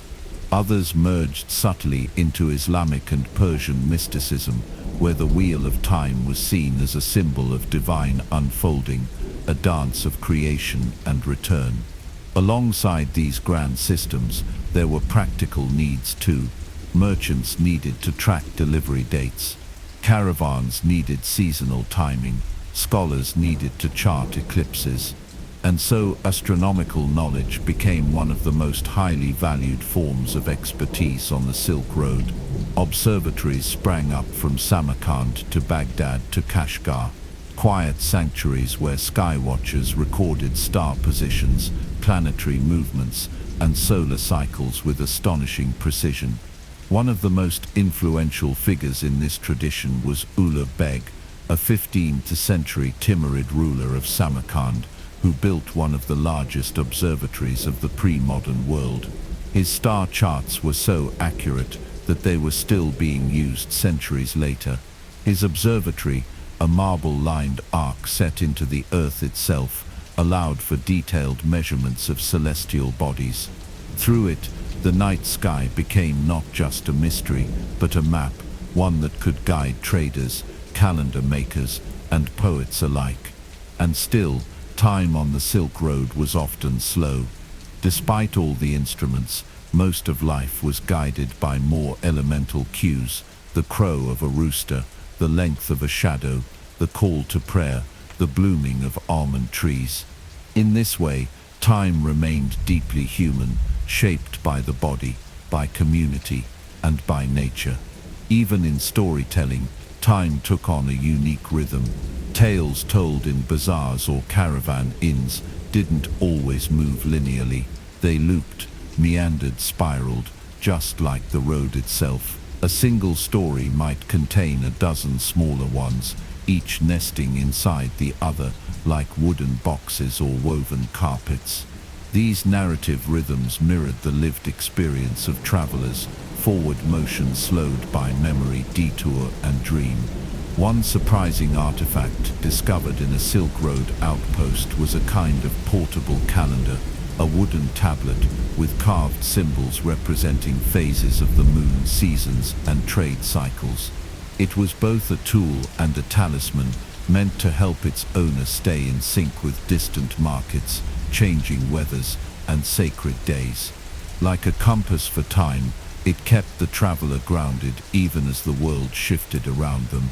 Today, we still inherit fragments of this layered time: the celebration of Nowruz, the observation of lunar holidays, the continued use of star maps and horoscopes. Even the 7-day week, a blend of Roman, Babylonian, and later traditions, contains within it the memory of ancient timekeepers who once stood on Silk Road rooftops, eyes turned skyward. So when you glance at a calendar, or feel the turn of a season, or mark a birthday, know that you are standing in a long river of time, one shaped not only by kings and empires, but by caravans and monks, herders and scholars, each offering their own way of knowing the hours. And in their shared rhythm, we find something timeless. Somewhere in a dimly lit courtyard, a potter leans over her wheel, hands slick with wet earth. She shapes a vessel in silence, the form ancient and familiar, round, wide, strong. Into the glaze she presses a small symbol, something she learned from her grandmother, who learned it from a traveler, who brought it from a city she has never seen. The pot will be used for oil or water, or maybe sent west with a caravan wrapped in straw. She may never know where it ends up, but she knows someone will hold it, someone will see. This was the story of art along the Silk Road, humble, generous, and endlessly in motion. One of the most astonishing truths about the Silk Road is not just how many objects traveled, but how ideas of beauty moved with them. Artists didn't just sell their work, they exchanged technique, inspiration, and meaning. The result was a slow, glowing fusion of traditions that reshaped how entire civilizations imagined color, form, and the divine. Consider blue, the deep, celestial blue that still glows from the tiles of Samarkand, from Persian miniatures and Chinese porcelain. That color comes from lapis lazuli, a stone mined in the mountains of what is now Afghanistan. Ground into powder, it became ultramarine, one of the most precious pigments in the world. It traveled not only across Asia, but eventually to Europe, where it would illuminate the robes of saints in Renaissance paintings. A stone pulled from the roof of the world became the color of holiness, memory, and sky. And what about the dragons? In Chinese art, dragons appear as celestial beings, long, serpentine, wise. But along the Silk Road, their shapes began to shift. In Central Asia, they grew wings. In Persia, they curved more fiercely. In Europe, they became monstrous, hoarding treasure and breathing fire. All these versions are linked, like cousins in a family of myths, shaped by the stories told beside firelight and temple walls. The Silk Road didn't standardize images, it allowed them to evolve. The same is true for architecture. Domes, now associated with Islamic mosques, have roots that stretch back through Persia and into Byzantine design. Arched doorways, floral motifs, carved screens, each had its own origin, but they traveled together, often within the minds and hands of migrant builders. A mason trained in one style might be hired to build in another land, blending his knowledge with local techniques. The result was not confusion, but harmony, buildings that looked like they belonged in many places at once. One of the most mind-opening facts about the Silk Road is that certain patterns appear again and again in carpets, manuscripts, woodwork, and clothing, despite being separated by thousands of miles. The eight-pointed star, the swirling vine, the mirrored lotus, these motifs became a kind of visual language, passed across time and culture. You might find the same shape decorating a Buddhist cave, a Persian textile, and a stained glass window, not because of conquest or imitation, but because the form spoke to something deep and universal, a shared sense of balance, of order, of quiet joy. Textiles themselves were among the most influential carriers of art.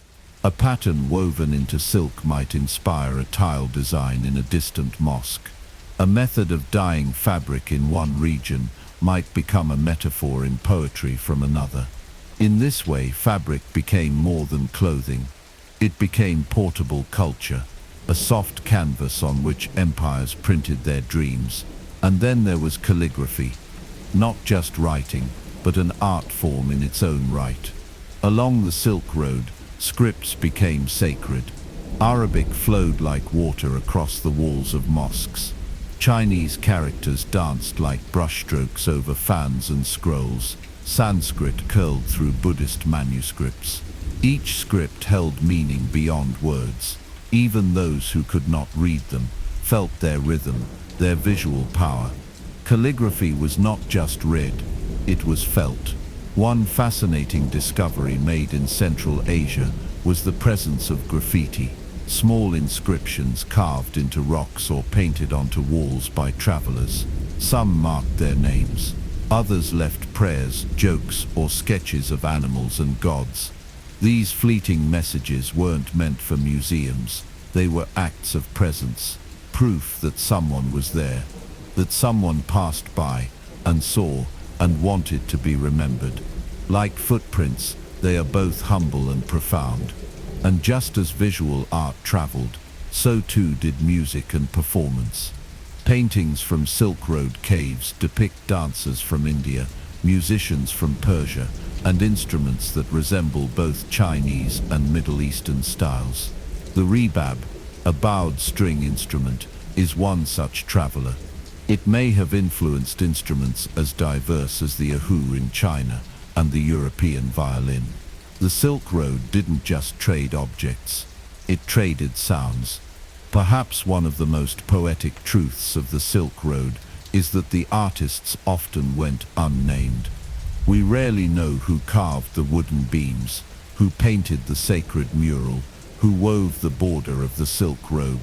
And yet, their work remains, quietly luminous, bridging centuries with a touch. The Silk Road was, in this way, an anonymous gallery stretching across continents, curated by the collective imagination of thousands. Even now, fragments of that gallery survive.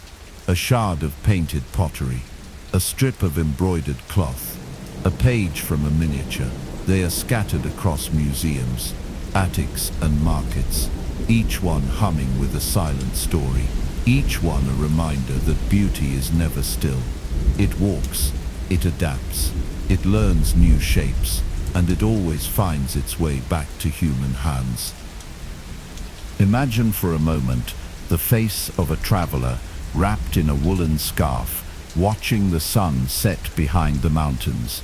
The fire crackles low, and the wind moves softly across the sand. There is no sound but the rustle of fabric and the distant creak of saddle leather. Tomorrow they will walk again. Perhaps 20 miles, perhaps more. Tonight, they dream of a home they may not see for years. And in their pack, among silks and scrolls, are a few keepsakes, a letter, a lock of hair, a dried flower pressed between pages.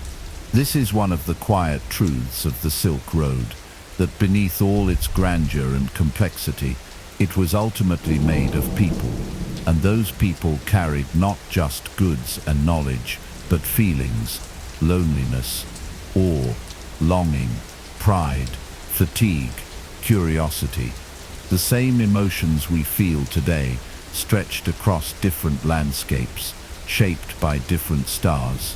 One of the most moving discoveries from the Silk Road is the personal writing left behind, fragments of letters, poems, and diary-like notes scribbled on paper, bark, or fabric. In one letter from a woman in Dunhong, she writes to her brother, who had traveled west, asking when he will return and whether he is warm. In another document, a merchant notes his worry over a missing caravan, hoping that it has not been overtaken by bandits or lost to the sands. These aren't grand declarations. They're small, human echoes, love, fear, remembrance, suspended in time. For many, the Silk Road was not a glamorous adventure, but a long test of endurance. Traders traveled for months or even years, their lives constantly shaped by negotiation, adaptation, and trust. A single misunderstanding, a mistranslated phrase, a missed caravan, a spoiled batch of goods could mean ruin. And yet, they kept going.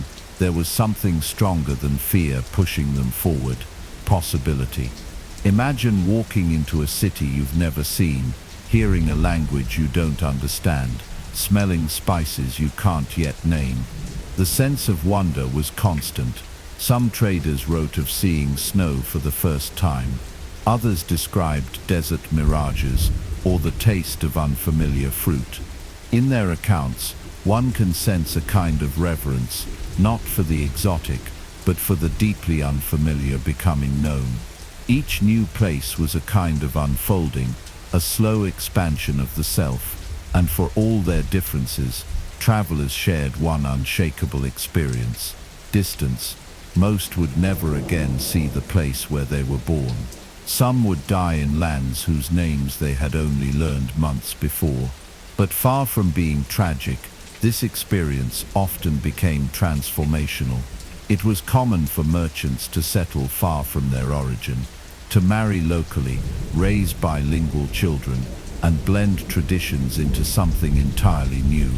The Silk Road didn't just move goods, it created hybrid lives, families woven from many origins, none of which could be entirely separated from the others. In fact, some of the most culturally vibrant communities along the Silk Road were those of mixed heritage: Greek Bactrians in what is now Afghanistan, Sino-Sogdians in the Chinese interior, Armenian traders in Iranian bazaars, Kurds who wrote in multiple scripts and worshipped in multiple temples. These communities didn't just tolerate difference, they lived it. They built languages that combined multiple tongues, created music that blended regional scales, and celebrated festivals that were stitched together from many belief systems. In this way, the Silk Road functioned as a long living experiment in coexistence. But none of this was easy.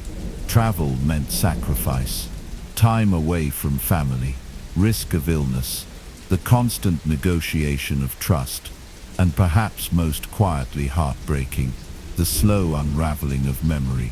Many travelers who left home young returned to find their parents gone, their siblings changed, their villages unrecognizable. Some chose never to return at all. They carried home instead as memory, a sound, a scent, a lullaby hummed under breath. And yet, people kept choosing the road, not just for profit, but for purpose, for the feeling of being part of something larger, a world that was impossibly wide, but stitched together by shared need. A bowl of rice, a night without danger, a warm cup of milk. These were the small daily rituals that united travelers from every background. Even animals, those so often overlooked in historical records, played quiet emotional roles.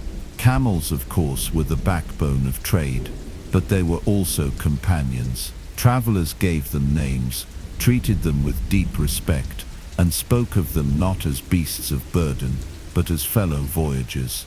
Dogs, cats, and even parrots were known to accompany caravans. Their presence brought comfort, a reminder of home, of life beyond the transaction. And so when we think of the Silk Road, it's important to remember that beneath the markets and the manuscripts were people, ordinary, remarkable people, some barely literate, others highly trained, all of them moving, breathing, adapting, their lives stitched together by roads that had no name but many meanings. The Silk Road was not just a feat of trade, it was an act of faith, faith in strangers, in language, in weather, in the chance that what was needed could be found 1,000 miles away, and that, somehow, the heart would follow. There is a strange quiet that follows the end of a road. Not silence exactly, but something softer, the hush of footsteps, no longer echoing, of voices that once filled courtyards, now heard only in the rustle of wind-blown leaves. For centuries, the Silk Road faded from maps, not because it was forgotten, but because it became invisible. Its cities were abandoned, its stories scattered. But memory is patient, and like the caravans it once carried, the Silk Road came back, slowly, curiously, unexpectedly. One of the most mind-bending facts about the Silk Road is how recently it was named. The term Silk Road, or Seidenstraße in German, was coined in the late 19th century by the geographer Ferdinand von Richthofen. Before that, there was no single name for this great network. It had always been known simply by its parts: the road to Samarkand, the pass beyond Kashgar, the path through the Pamirs. Traders and travelers didn't need a label for the whole. They only needed to know the next place, the next well, the next familiar face. But Richthofen's phrase caught on. It captured the imagination of scholars, explorers, and artists alike. In the early 20th century, expeditions from Europe, Russia, Japan, and China set out to uncover the ancient threads of this forgotten highway. They followed fragments, temple inscriptions, buried coins, scraps of silk, pieces of pottery, and what they found astonished them. Among the most remarkable rediscoveries were the manuscripts hidden in the library cave at Dunhuang, a sealed chamber that had gone undisturbed for nearly a millennium. When a Taoist monk led archaeologist Aurel Stein into the cave in 1907, what emerged was not treasure in the conventional sense, but something far more valuable: knowledge. Over 40,000 documents were found, including Buddhist sutras, Confucian texts, merchant records, musical scores, medical instructions, and even children's drawings. These scrolls, written in over a dozen languages, became one of the greatest archival discoveries of the modern age, a snapshot of global life along the Silk Road, perfectly preserved in paper and ink. But rediscovery is not always kind. Many artifacts were removed, sold, or lost. Sacred murals were cut from temple walls, treasures were scattered across museums and private collections around the world. And while these acts helped preserve certain pieces of history, they also fragmented others, pulling stories out of their original context and leaving the places themselves hollowed. Yet the search continued, and with it, a kind of quiet magic. In the sands of the Taklamakan, archaeologists uncovered mummified remains, remarkably well-preserved bodies, wrapped in wool and silk, with European-like features and Central Asian clothing. These weren't kings or generals, but ordinary travelers, their very presence proof of how deep and wide the currents of migration once flowed. Some were buried with tools, some with food for the journey beyond, and some with written prayers stitched into their robes. Further west, in the ruins of Merv and Balk, coins were discovered stamped with Greek, Persian, and Arabic inscriptions, layered markers of cultural overlap. In the Tibetan plateau, high-altitude trade routes were mapped that connected nomadic herders to the larger Silk Road economy. And in the city of Xi'an, ancient wells still bubble where caravans' rays once stood, the water unchanged, the stones worn smooth by the hands of countless travelers. And yet the Silk Road is more than what is buried. Its memory lives just as strongly in myth and art. Persian epics like the Shahnameh speak of great roads, shifting alliances, and the passing of sacred objects. Chinese historical scrolls depict vast journeys westward, with landscapes that seem to breathe with motion. In Sufi poetry, the road becomes metaphor, a symbol for the soul's journey toward truth. And in Western literature, the Silk Road has often been romanticized, a place of hidden cities, golden caravans, and lost wisdom. But perhaps what is most compelling is how people along the former route remember the Silk Road today. In the bazaars of Uzbekistan, vendors still sell saffron, silk, and dried fruits in stalls that have stood for centuries. In Kyrgyzstan, yurts are still raised on the high plains, echoing the lives of nomadic traders long gone.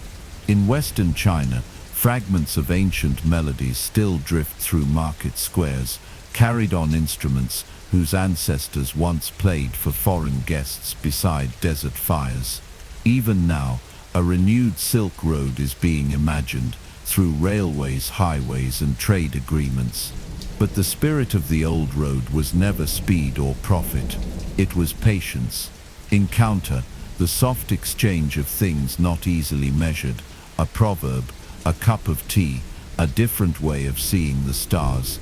The Silk Road, in this way, is not just a place in the past, it is a way of remembering, a gentle tug on the threads that connect us backward through time. It teaches us that history doesn't always arrive with banners or drums. Sometimes it walks, slowly, quietly, leaving just enough behind for us to wonder. The Silk Road, as it once was, no longer exists. The camels no longer march across frozen passes.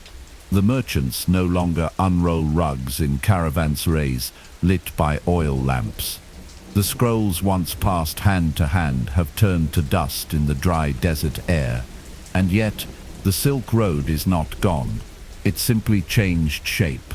Its threads, once stretched across mountains and steppe, now lie quietly in our homes, our language, our kitchens, and our habits, woven into the fabric of the modern world so softly we barely notice. Start with something simple. The orange in your fruit bowl.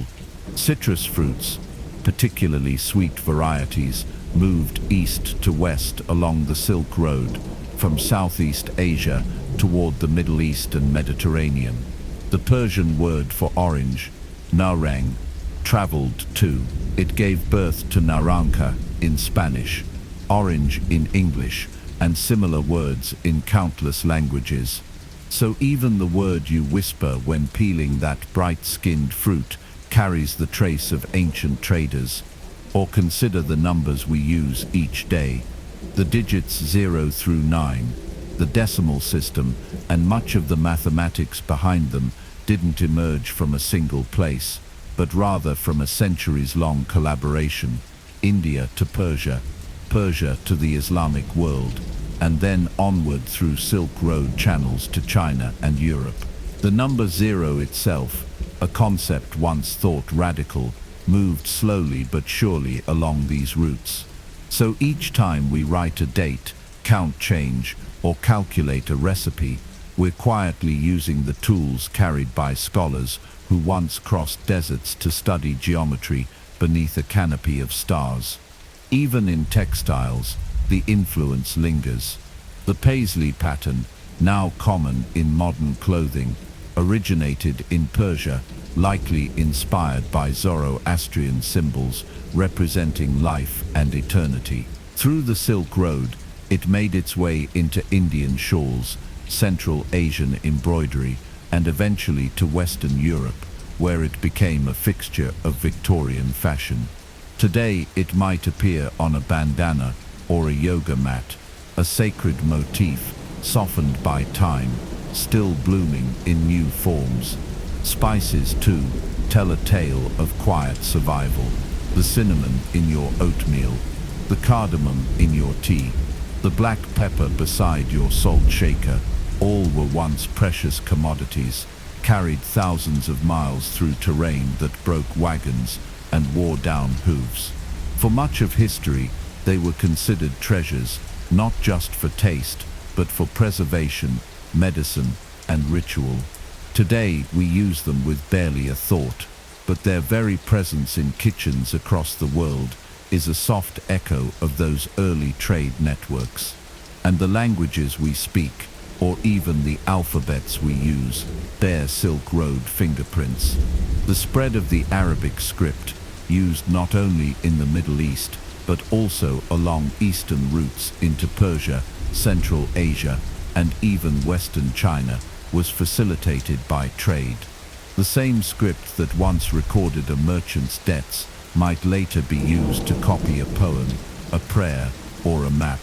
And while the languages themselves shifted over time, the act of translation, of carrying meaning across boundaries, became one of the Silk Road's most enduring legacies. Even something as ordinary as eyeglasses has Silk Road roots. Though the earliest lenses were likely invented in the Greco-Roman world, the refinement of optics, the bending of light through glass for clearer vision, was deeply explored in the Islamic Golden Age, particularly by scholars like Ibn al-Haytham. His writings traveled through the Silk Road network into Europe, where they later influenced Renaissance science. The lenses on your nose, in this way, carry within them the legacy of manuscripts and merchants who believed that clarity was worth the journey. In music too, the echoes ring faintly. The oud, a pear-shaped string instrument from the Arab world, influenced the European lute, which in turn shaped the guitar. The Chinese pipa, Persian barbat, and Indian veena all shared common ancestors, and through centuries of musical dialogue across the Silk Road, they evolved, diverged, and reconnected. Today, the scale used in a pop song or the structure of a classical composition might unknowingly draw from this deep, invisible conversation. Even religion and philosophy, seemingly distant from daily life, have left their fingerprints in how we see the world.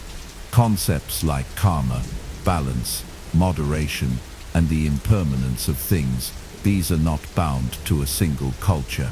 They were spread, shaped, and softened along the Silk Road, finding quiet resonance in the minds of travelers and listeners.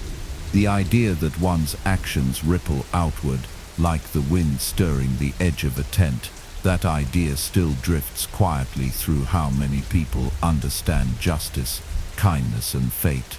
Perhaps the most poetic echo of the Silk Road is not in any one object or idea, but in the fact that we still imagine connection as something valuable. In a world divided by borders and barriers, the idea that strangers might meet in a shared space, to eat, to trade, to learn, remains deeply appealing. Modern cities still try to create this feeling. Bazaars and markets, food halls and festivals, international airports and digital platforms. Each one a kind of miniature Silk Road, hoping to recreate what was once natural, the gentle movement of people, goods, and thoughts across distance.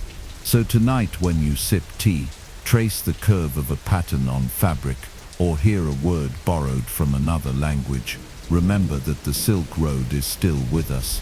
Not in its camels or caravans, but in the quiet persistence of exchange. The idea that something, or someone, might come from far away and still feel familiar. The belief that the world is connected, not by force but by curiosity. That we are all still trading pieces of ourselves in the hope of understanding one another. At first, it might seem like an unlikely image, a Buddhist monk praying beneath a desert poplar in Central Asia, his robes blowing in the dry wind. But moments like this were once common. For centuries, the Silk Road wasn't just a corridor of commerce, it was a living thread of faith, drawing sacred teachings across impossible distances and allowing them to take root in new soils. One of the most quietly astonishing aspects of the Silk Road is that it carried religion not with crusades or conquest, but through slow, soft steps. Pilgrims and monks, preachers and translators, many of them traveling alone or in small groups, spread beliefs not through force, but through stories, rituals, and kindness. In doing so, the Silk Road became one of history's most extraordinary spiritual crossroads. Buddhism, for example, made its way from India through the passes of the Hindu Kush, across the deserts of Central Asia, and deep into China, not in a single wave, but in thousands of careful footsteps. Carried by monks, many of whom walked for years at a time, the teachings of the Buddha were translated into new languages, painted on cave walls, and written into scrolls so delicate that a breath could lift them. Along the way, the faith itself changed. In Central Asia, Buddhist statues began to take on more Western features, influenced by Greek and Persian art. In China, new schools of thought emerged, among them Chan Buddhism, which would later become Zen in Japan. Some of the most breathtaking testaments to this spiritual exchange are the cave complexes carved into cliff faces along the Silk Road, most famously, the Mogao caves near Dunhuang. These caves were not just places of worship. They were libraries, galleries, and shrines, filled with thousands of murals, sculptures, and scrolls left behind by generations of pilgrims. Some are no bigger than a closet. Others, like the famous giant Buddha statues once carved into the cliffs of Bamiyan in Afghanistan, were the height of a modern apartment building. These sandstone colossi, destroyed in recent times, once watched over travelers like silent guardians, their presence a reminder that belief, like the road itself, could be monumental or intimate. And yet, Buddhism was not alone. Zoroastrianism, one of the world's oldest monotheistic religions, also flowed along the Silk Road, particularly in Persian and Central Asian regions. Zoroastrian fire temples, where sacred flames were kept burning for centuries without interruption, dotted the landscape. Their priests carried ideas of cosmic dualism, the eternal dance between light and dark, good and evil, that would influence later Abrahamic faiths. Nestorian Christianity, a branch of early Eastern Christianity, made its own slow journey across the sands. By the 7th century, Nestorian churches had been established as far east as China. In 635 CE, a missionary named Alopan arrived in the Tang capital of Chang'an. Welcomed by the emperor, he translated Christian texts into Chinese and helped build the first official church in East Asia. Inscriptions discovered near Shuan testify to this presence. Etched in stone are crosses, Syriac script, and Chinese characters interwoven into a record of belief now largely forgotten. Islam, too, traveled the Silk Road. Though it originated in the Arabian Peninsula, it spread rapidly into Persia, Central Asia, and eventually Western China. The faith moved both with merchants and mystics, particularly the Sufi orders, whose poetic and personal approach to Islam made deep impressions across diverse cultures. Sufi lodges, called khanqahs, became spiritual way stations along the Silk Road. Inside, songs were sung, poetry recited, and a quiet surrender to the divine was practiced. These spaces welcomed travelers not only to rest, but to reflect. Each of these faiths left something behind, and often they coexisted more peacefully than we might expect. In cities like Merv, Samarkand and Balkh, it was not uncommon to find Buddhist monks, Christian clergy, and Muslim scholars all living within walking distance of one another. In Dunhuang, texts from multiple religions were copied and stored in the same library caves. This overlapping of the sacred did not erase difference. Instead, it allowed something rare, understanding without erasure. A shared world made possible by slow listening. And then there were the symbols, stars with 8 points, endless knots, lotus blossoms, circles within circles. These motifs flowed across art, textiles, coins, and architecture, often blending meanings as they moved. A geometric design that once decorated a Buddhist stupa might later appear on an Islamic tile. A symbol for eternity in one culture became a symbol for divine harmony in another. Through this quiet visual language, belief traveled in ways words sometimes could not. But not every faith endured. Along the Silk Road, entire religions have vanished, their names now remembered only in fragments. The Manichaeans, for instance, once spread from Persia to China, preaching a gospel of light versus darkness, asceticism, and universal salvation. For a time they were influential, attracting followers from across Asia. But centuries later, little remained but buried manuscripts and weathered shrines. The Silk Road is filled with these half-lost echoes, belief systems that flourished briefly, then faded like morning mist. And yet, their disappearance does not make them meaningless. Quite the opposite. They remind us that belief is always in motion, shaped by place, by time, by weather, and war. The Silk Road did not freeze faith into monuments. It breathed it, traded it, carried it on the backs of camels and in the folds of robes. It whispered it across rivers and over mountains. It wrapped it in cloth and ink and shared it between strangers at twilight. So tonight, as we rest again beside the road, it's worth remembering that the Silk Road was more than a path between cities. It was a path between minds and between souls.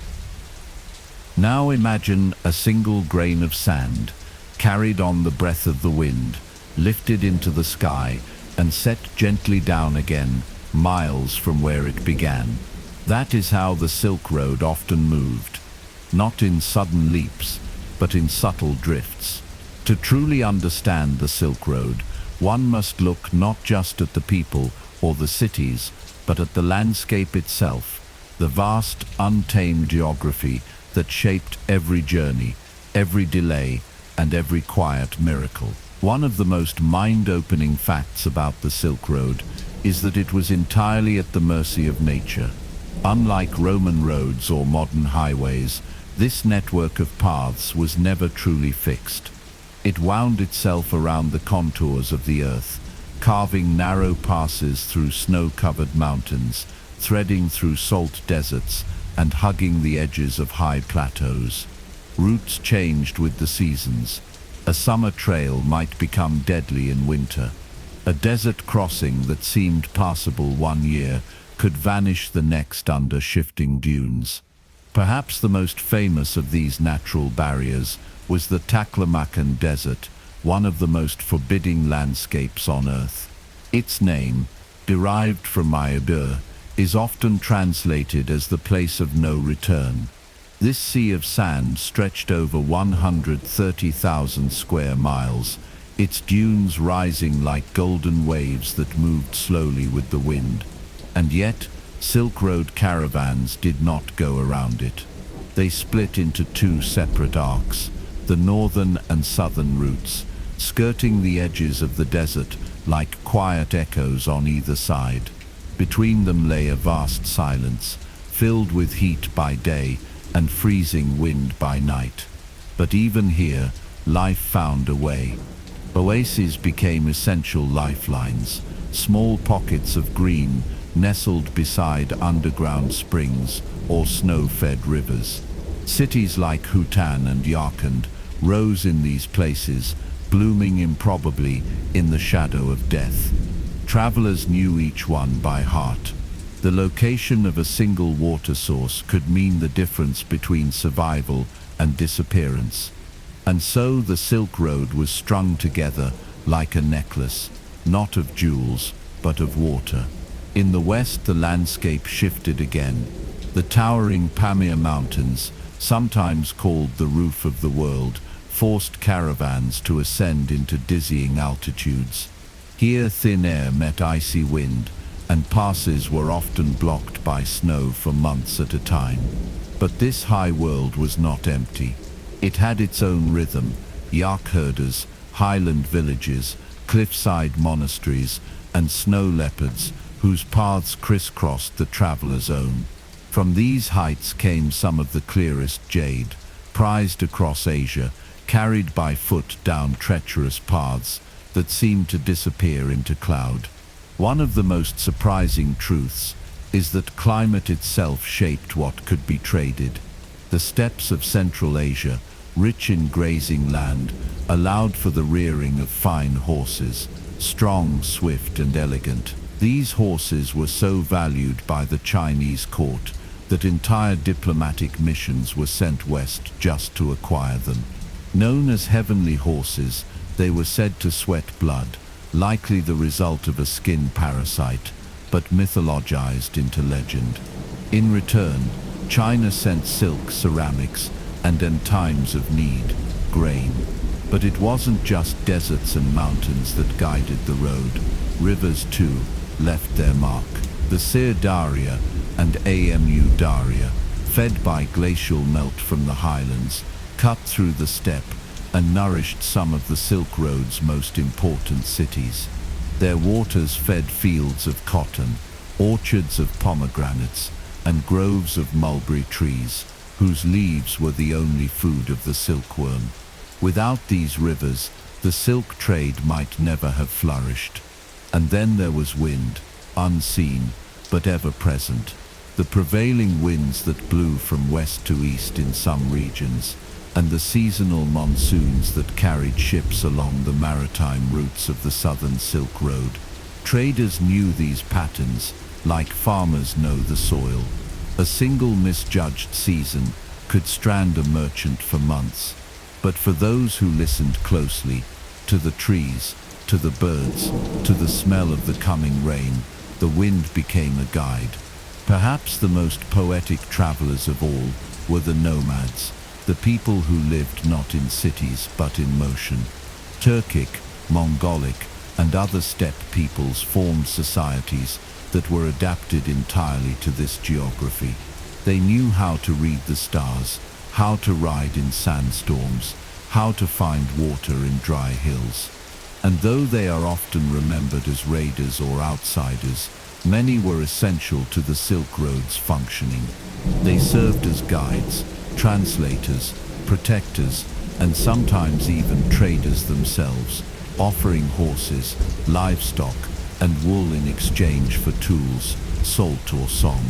Some tribes moved in circular migration patterns that echoed the seasons, stopping in valleys where caravans passed. They brought with them not only goods, but stories, oral epics that preserved the memory of kings, ancestors, and lost cities. These stories moved faster than caravans. They traveled with the wind. And so when we imagine the Silk Road, we must imagine a road that moved like the earth itself, slow, seasonal, shaped by temperature and terrain. It was never truly fixed. And in that flexibility, that surrender to the landscape, it found a kind of harmony that modern highways rarely know. The path from China to the Mediterranean was not straight.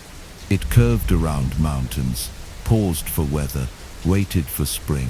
It listened to the wind and followed the water. And in doing so, it became not just a route of trade, but a lesson in patience, adaptation, and respect for the quiet power of nature.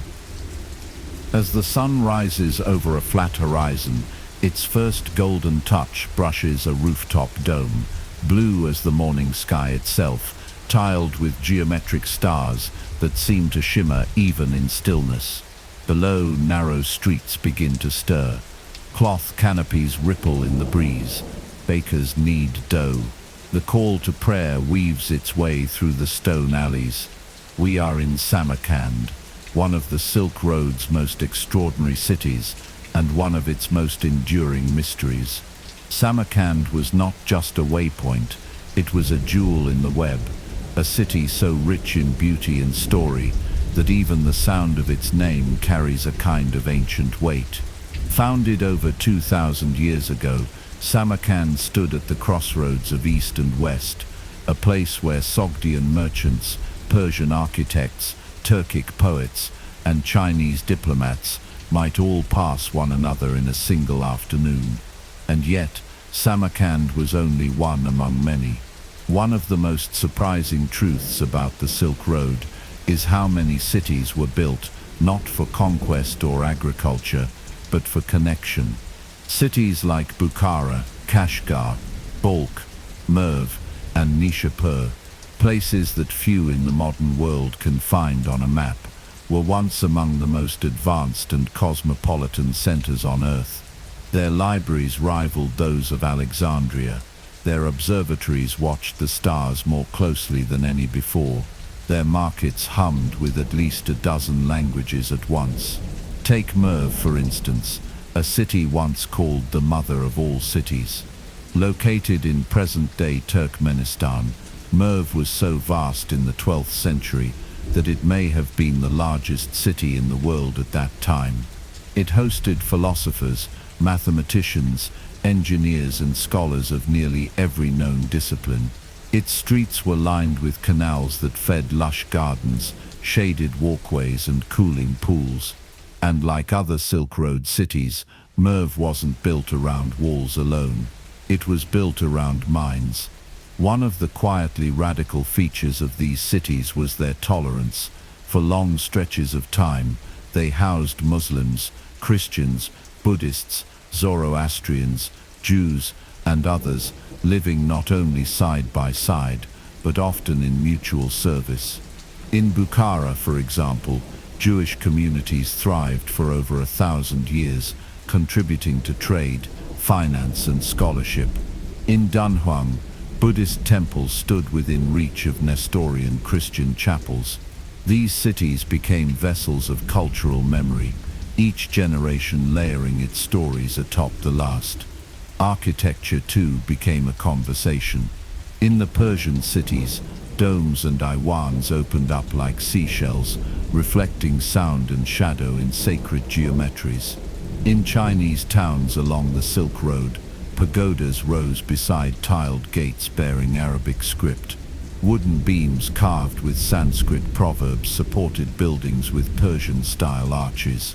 And in all of them, the same moon drifted silently overhead, tying every city together in a language older than empire. Even more mind-bending was how knowledge and design moved through these spaces. The famed scholar al-Biruni, born near the Silk Road's edge, used astronomical data from India, Persia, and China to write treatises that influenced both Islamic and European science.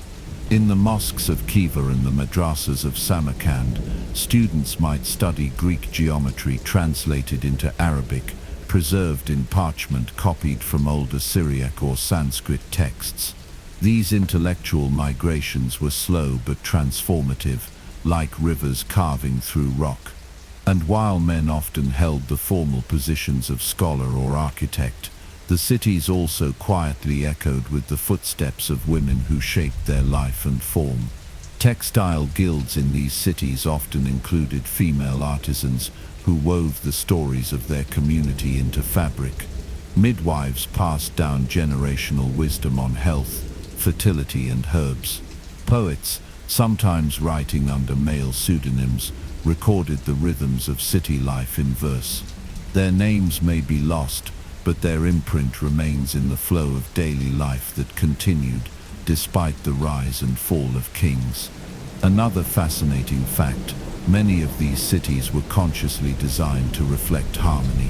The layout of streets, water canals, gardens, and plazas followed principles intended to mimic cosmic order, based on astrology, numerology, and ancient urban planning wisdom.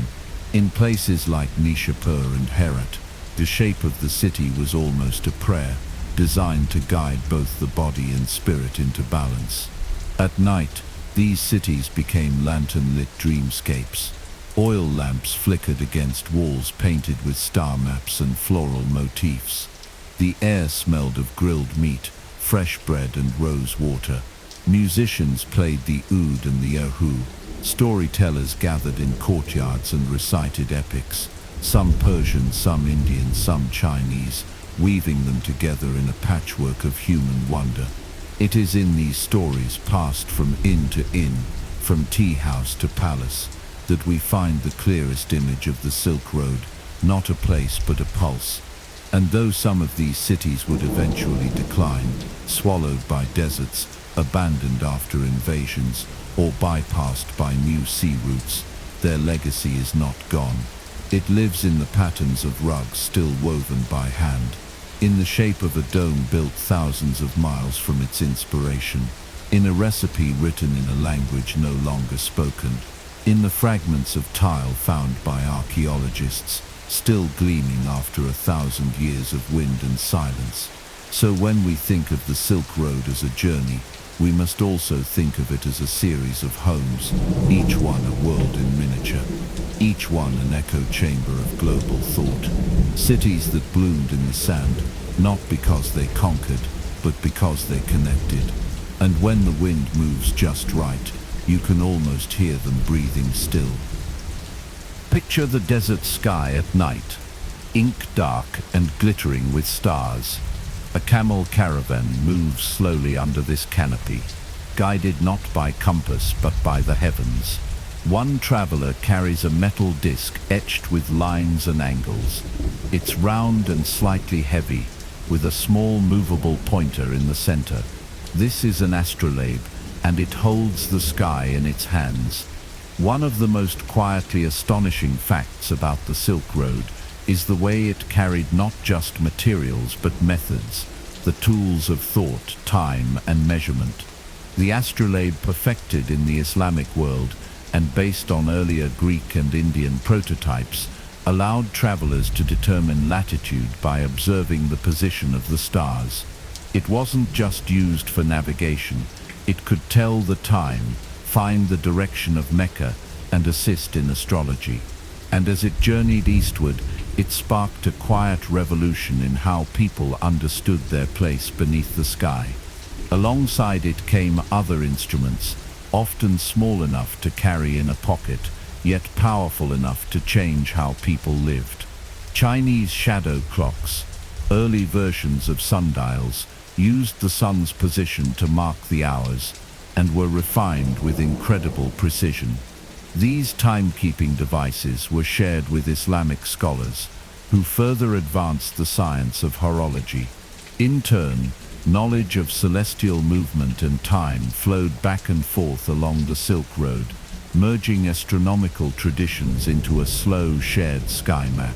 Another humble but transformative traveler was paper. Though it originated in China as early as the 2nd century BCE, the secrets of papermaking were fiercely guarded.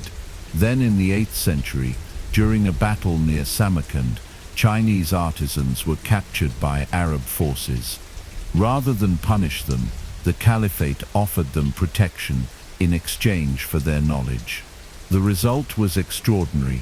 Papermaking spread westward, reaching Baghdad, Cairo, and eventually Europe, forever changing the speed at which knowledge could move. Books once written on silk, leather, or wood could now be copied more quickly, shared more widely, and preserved more cheaply. Libraries swelled, scholars multiplied, and in some cities, book markets became as vital as spice bazaars. A single sheet of paper, fluttering in the hands of a student in Bukhara or a poet in Damascus, might contain the teachings of Confucius or the verses of the Quran, all because a technique slipped silently across the sands. Even the abacus, that simple frame of beads and rods, made its way from the Mediterranean to China and back again, evolving into multiple forms depending on region. Merchants used it not just for counting goods, but for handling complex calculations with a speed and accuracy that even today is admired. In markets from Kashgar to Tabriz, its clatter became part of the daily rhythm, a quiet symphony of trade. One of the more whimsical inventions to travel these paths was the wind harp, or aeolian harp, an instrument that plays itself in the breeze. Strings stretched across a wooden box would vibrate in shifting harmonics as wind passed through them, creating music no hand could replicate. While not a widespread object of trade, versions of this idea appear in different cultures along the Silk Road, a reminder that even sound could be part of the exchange. What one region called music, another heard as magic. But perhaps the most astonishing traveler of all was knowledge itself, shared through handwritten manuscripts, drawings, and word of mouth. The Silk Road became a nervous system of ideas. Chinese medical texts reached Persia, where they were translated and integrated into Islamic medicine. In return, the works of Galen and Hippocrates made their way east, influencing doctors and herbalists in China and Central Asia. Ancient recipes for healing balms, teas, and poultices were adapted and recorded in multiple languages, passed from healer to healer, across mountains and centuries. Even the concept of the hospital, an organized center of care, traveled along this invisible current. While ancient India and Greece had versions of such places, the Islamic world refined and formalized the idea during the Abbasid era. building bimaristans that offered free treatment to anyone, regardless of background or faith. These centers of learning and healing influenced both East and West, setting a new standard for care that echoed into the future. And in the homes and hands of ordinary people, other quiet technologies moved, spinning wheels for thread, looms for intricate textiles, bronze mirrors with patterned backs, water clocks that ticked without sound. These were not always items for kings or scholars. Often they were humble, but their journeys helped to shape how humans measured, made, and moved. One particularly curious traveler was a board game known as Chaturanga, a precursor to modern chess. Born in India, the game spread westward into Persia, where it became Shatranj, then onward to the Islamic world, and eventually into Europe. But it also traveled east, influencing Chinese Xingqi and Japanese shogi. Across all these regions, the rules changed, the pieces evolved, but the board remained a mirror of the world, a quiet space for strategy and imagination.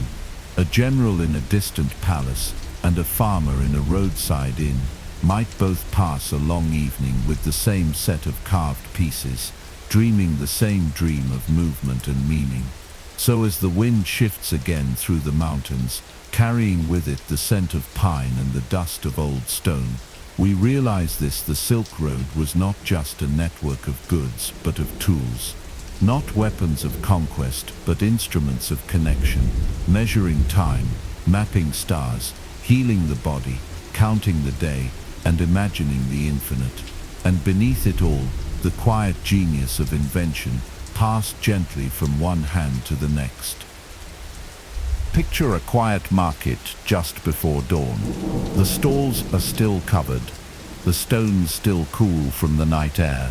Somewhere in the background, a baker stirs glowing coals beneath a tandoor oven. A child carries a clay cup filled with warm goat's milk, fragrant with cardamom. And near the edge of the bazaar, a trader unwraps a bundle tied in silk, revealing something that would change the flavor of food, perfume, medicine, and memory across 3 continents. The trader's hands move gently. Inside the bundle is a spice, cinnamon, curled into tight scrolls, dry and dark and fragrant. It smells like warmth, like stories passed between strangers. One of the most enchanting facts about the Silk Road is how taste traveled. Cinnamon did not grow in China, nor did black pepper, saffron, nutmeg, or cloves. These spices were born in the forests of India, Sri Lanka, and the Spices Islands, far to the south, and yet they arrived in the kitchens of Chinese emperors, Persian poets, and Roman generals. They traveled overland and by sea, sometimes changing hands a dozen times, hidden in satchels, woven into cloth, or packed into waxed jars. They weren't just flavor, they were medicine, magic, and memory. In many cultures, spices were thought to hold healing powers or even spiritual energy. Frankincense and myrrh, tree resins from the Arabian Peninsula, were burned in rituals and buried with the dead. They wafted through temples in India and tombs in Egypt, through mosques, monasteries, and courtrooms alike. On the Silk Road, spices were as sacred as they were savory. Their scent lingered in fabric and hair, in scrolls and temples, long after the merchants had passed. And then there was sugar. Not the white, crystalline form we know today, but soft, golden blocks, or dark, molasses-rich syrups. Sugarcane was first domesticated in South Asia, and as it made its way westward along the Silk Road, it transformed not only cuisine, but language. The Persian word shakar would become athuka in Spanish, sukar in French, zokar in German, and sugar in English. This is another quiet truth of the Silk Road. It didn't just carry spices and silks, it carried syllables. Languages too were changed by trade. Even the word silk has its roots in ancient Chinese. As the fabric made its way west, the word twisted and turned with it into Greek as serikos, then Latin as sericum, and eventually serge, seri, and silken. Along with silk came new ways of weaving, dyeing, and storytelling through cloth. A fabric wasn't just something to wear, it was a portable archive of design and belief, embroidered with meanings now lost to time. Cloth became a kind of currency, not just for trade, but for memory. Chinese silk carried Buddhist iconography to India. Persian brocades introduced floral motifs to Tang China. Even Central Asian burial shrouds have been found stitched with designs inspired by distant empires. In this way, a traveler on the Silk Road could wear something made 1,000 miles away, and through it, carry with them a piece of another world. And then there was tea, perhaps the most famous drink associated with the East. Tea originated in China, but its influence spread gently outward, leaf by leaf. While it wasn't a major Silk Road good early on, by the Tang dynasty, bricks of compressed tea became a form of currency in some regions, especially in Tibet and Central Asia. Tea was not just a beverage, it was a symbol of hospitality, peace, and diplomacy. Serving tea to a guest was an offering of calm, a small steaming pause in a world that moved slowly but never stopped. In return, China welcomed something else: grapes. Vines from the Mediterranean were brought east through Central Asia, and by the 2nd century BCE, the Chinese had begun cultivating their own wine. Though rice wine remained dominant, grape wine became a status symbol, especially among aristocrats, influenced by the Persian and Greco-Bactrian cultures they encountered along the Silk Road. In some murals from that period, you can still see figures with Central Asian features raising goblets beside Chinese officials, surrounded by platters of imported fruits and roasted meats. These small edible miracles were more than food, they were shared experiences. A Sogdian merchant might eat lentils flavored with cumin in Samarkand, then eat nearly the same dish in Xi'an, flavored slightly differently, but instantly familiar. A Chinese traveler might sip spiced wine in a caravanserai and recognize the cinnamon, even if they didn't know the language of the person who served it. Through taste, the Silk Road spoke a universal tongue, and behind it all, often unnoticed, were the cooks, vendors, farmers, and food carriers who made this exchange possible. People who grew cardamom in mountain groves, shepherds who dried apricots for long journeys, traders who packed salt fish, dried rose petals, and pressed cheese into clay pots to endure weeks of travel. The Silk Road did not move only gold and silk, it moved the quiet labor of daily life, the ingredients of comfort, even the idea of a restaurant, a place where travelers could buy prepared meals, was shaped by this long tradition of roadside hospitality. In the cities of Bukhara and Aleppo, in Kashgar and Damascus, food stalls and communal eating spaces thrived near markets and inns. Menus shifted with the seasons and the merchants. In one corner, you might find Persian rice pilaf. In another, noodles cooked in lamb broth, a precursor to Central Asian lagman. Recipes overlapped and evolved, sometimes merging into entirely new dishes that no one culture could claim as solely its own. And so, beneath every bite, there was a journey of taste, of language, of people. The Silk Road was not just a path for merchants. It was a kitchen with no walls, a rolling market of memory. A table long enough to stretch from China to Rome, with every spice, every word, every shared meal connecting us across time. The desert is quiet again. A slow wind picks up, curling fine grains of sand through the cracks of worn sandals and folding them softly over footprints already fading. The caravan has moved on, but the memory of its travelers remains, and among them are people we rarely picture when we think of ancient trade. Not emperors or soldiers, not monks or merchants, but women who walked, rode, traded, taught, and transformed the Silk Road in ways history often forgets. One of the most surprising truths about the Silk Road is just how many of its travelers were women and how integral they were to its rhythm. In China's Tang dynasty, noble women were not confined to silent corners of the palace. They rode horses, studied poetry, played music, and in some cases joined diplomatic missions. Princesses were married off to rulers of distant tribes or kingdoms, not just as brides, but as cultural emissaries. Through them, hairstyles, clothing, dance forms, and even ideas about courtly etiquette migrated across borders like whispered secrets. Some of these women left more than influence, they left records. In the 8th century, a woman named Wu Zetian, who had once traveled these very roads, became China's only official female emperor. During her reign, trade along the Silk Road flourished. She encouraged the exchange of ideas and supported Buddhist missions reaching far into Central Asia. And though her political legacy is debated, her presence in the flow of Silk Road history is undeniable.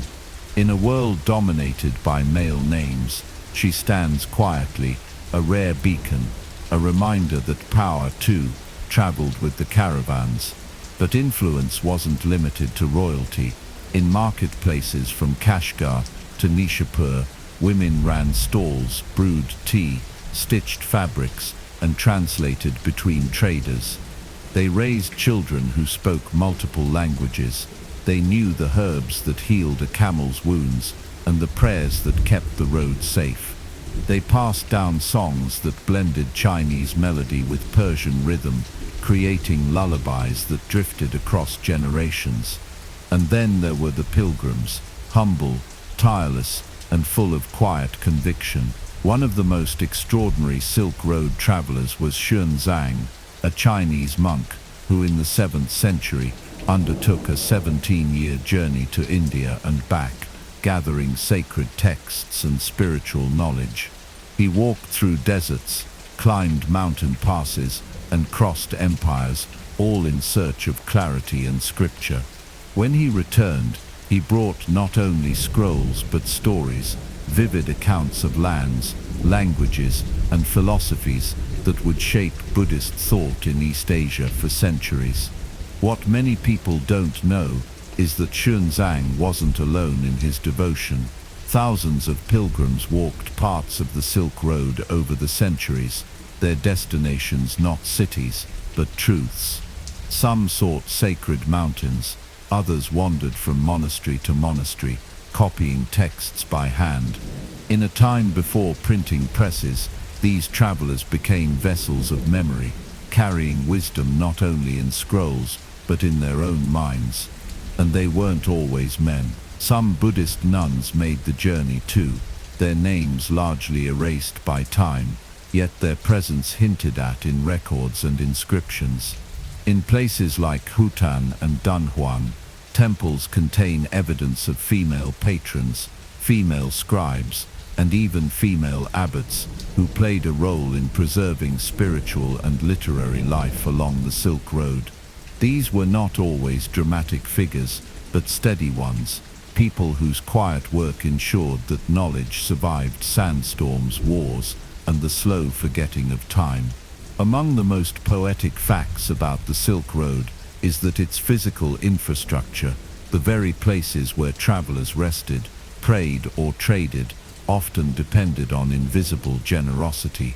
Along the way, rulers and private citizens alike constructed caravanserai, roadside inns designed to shelter merchants and pilgrims alike. These were not luxurious places, but deeply human ones, offering food, shelter, safety, and companionship. Some were funded by wealthy benefactors, others by charitable endowments. But all of them represent something profound, the idea that hospitality itself was a form of currency. A merchant could arrive speaking no local language, bearing no weapon or map, and still be offered warm bread and a blanket. Inside these stone-walled way stations, you might find an Armenian trader from the Caucasus sitting beside a scholar from the Hindu Kush, while a Central Asian cook stirred lentils over a fire. In these moments, the Silk Road was not just a corridor of commerce, it became a communion of lives, stitched together in flickering lamplight. And in that fragile web of generosity and exchange, empires were quietly built, not always by conquest, but by cooperation. The Sasanian Empire in Persia, for instance, thrived not only by holding land, but by managing the arteries of trade. Their silver coins were accepted across vast territories, and their postal roads linked regions in subtle but powerful ways. Likewise, the Mongol Empire, though often remembered for its ferocity, created one of the most efficient trade environments the Silk Road had ever seen. They protected caravans, standardized tolls, and even established a kind of passport system known as the paisa, allowing trusted travelers to cross their lands with official protection. This was not empire in the grand, brutal sense. It was empire as scaffolding, a framework through which the road could breathe and move. And in that movement, in that slow drift of languages, customs and curiosities, the world became more connected than it had ever been before. And so, as night gathers again on the steppe, and a distant flute echoes across the plain, we pause to consider that the Silk Road was never just about what was traded, but who. It was the people, soft-spoken and often unnamed, who shaped its path with footsteps and stories. The women in their market stalls, the monks with scrolls wrapped in cloth, the children with sand in their shoes, who grew up with 6 languages in their ears and cinnamon on their breath. Let the wind carry us gently now, farther west along the invisible threads of the Silk Road. As the last caravan fades behind us, imagine another approaching, this one with banners painted in rich reds and golds, its camels draped with jangling ornaments, its leader wearing a finely embroidered cloak. But what's inside the bundles strapped to their sides may surprise you, because along with the usual silks, spices and ceramics, this caravan is also carrying something rare and almost magical: Roman glass.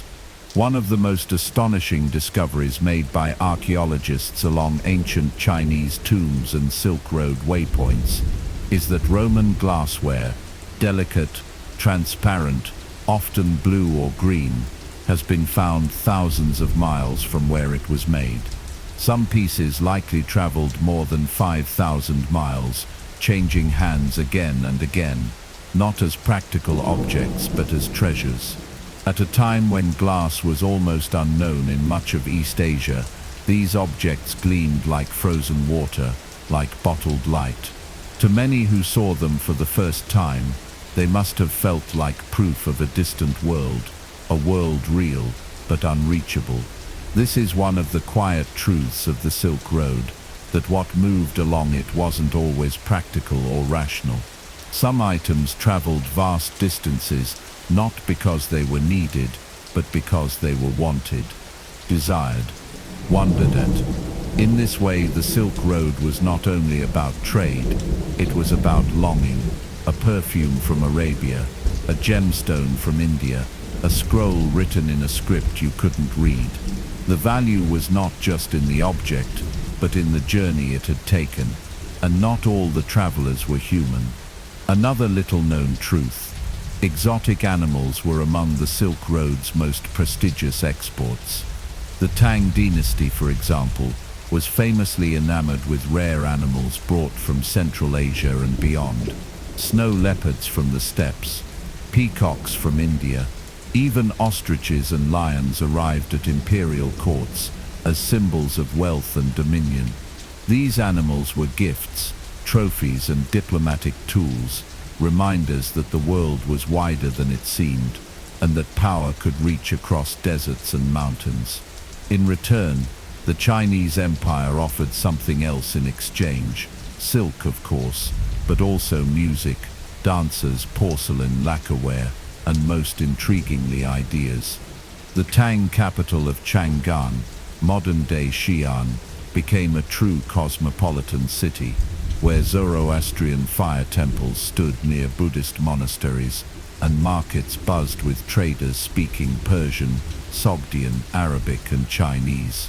On some streets, the scent of bread baking in Persian ovens mingled with the aroma of Chinese tea and dried apricots. It was a mosaic of sound, smell, and color. And to navigate it all, people developed a unique skill: the language of trade. But this language wasn't spoken with the tongue alone. It was a language of weights and measures, hand gestures and fabrics, of drawn diagrams and agreed-upon signs. In this way, people who had no shared language still understood one another. They could bargain, tell stories, warn of danger, or explain the properties of a medicinal root. And over time, actual pidgin trade languages emerged, blends of Persian, Chinese, Turkic, and more, used by caravan leaders and market vendors across thousands of miles. One such group, the Sogdians, became masters of this in-between world. Based in what is now Uzbekistan and Tajikistan, they weren't the biggest empire or the most powerful army, but their gift was cultural navigation. They were merchants, translators, and diplomats, trusted across regions for their ability to bridge languages and customs. Sogdian documents have been found as far east as China and as far west as Byzantium, little slips of parchment that reveal not only trade deals, but jokes, letters home, and marriage contracts. Through them, we glimpse lives that were both ordinary and astonishingly global. It's easy to forget, in modern times, just how astonishing this was. Most people in the ancient world lived and died within a few miles of where they were born. But the Silk Road allowed ideas, goods, and sometimes even people to travel farther than most would have thought possible. A child in a small village in western China might play with a toy made from lapis lazuli mined in Afghanistan. A scroll in a Central Asian monastery might be bound with thread spun by a woman in India. A Roman merchant might sip tea without ever knowing the name of the leaf or the mountain it grew on.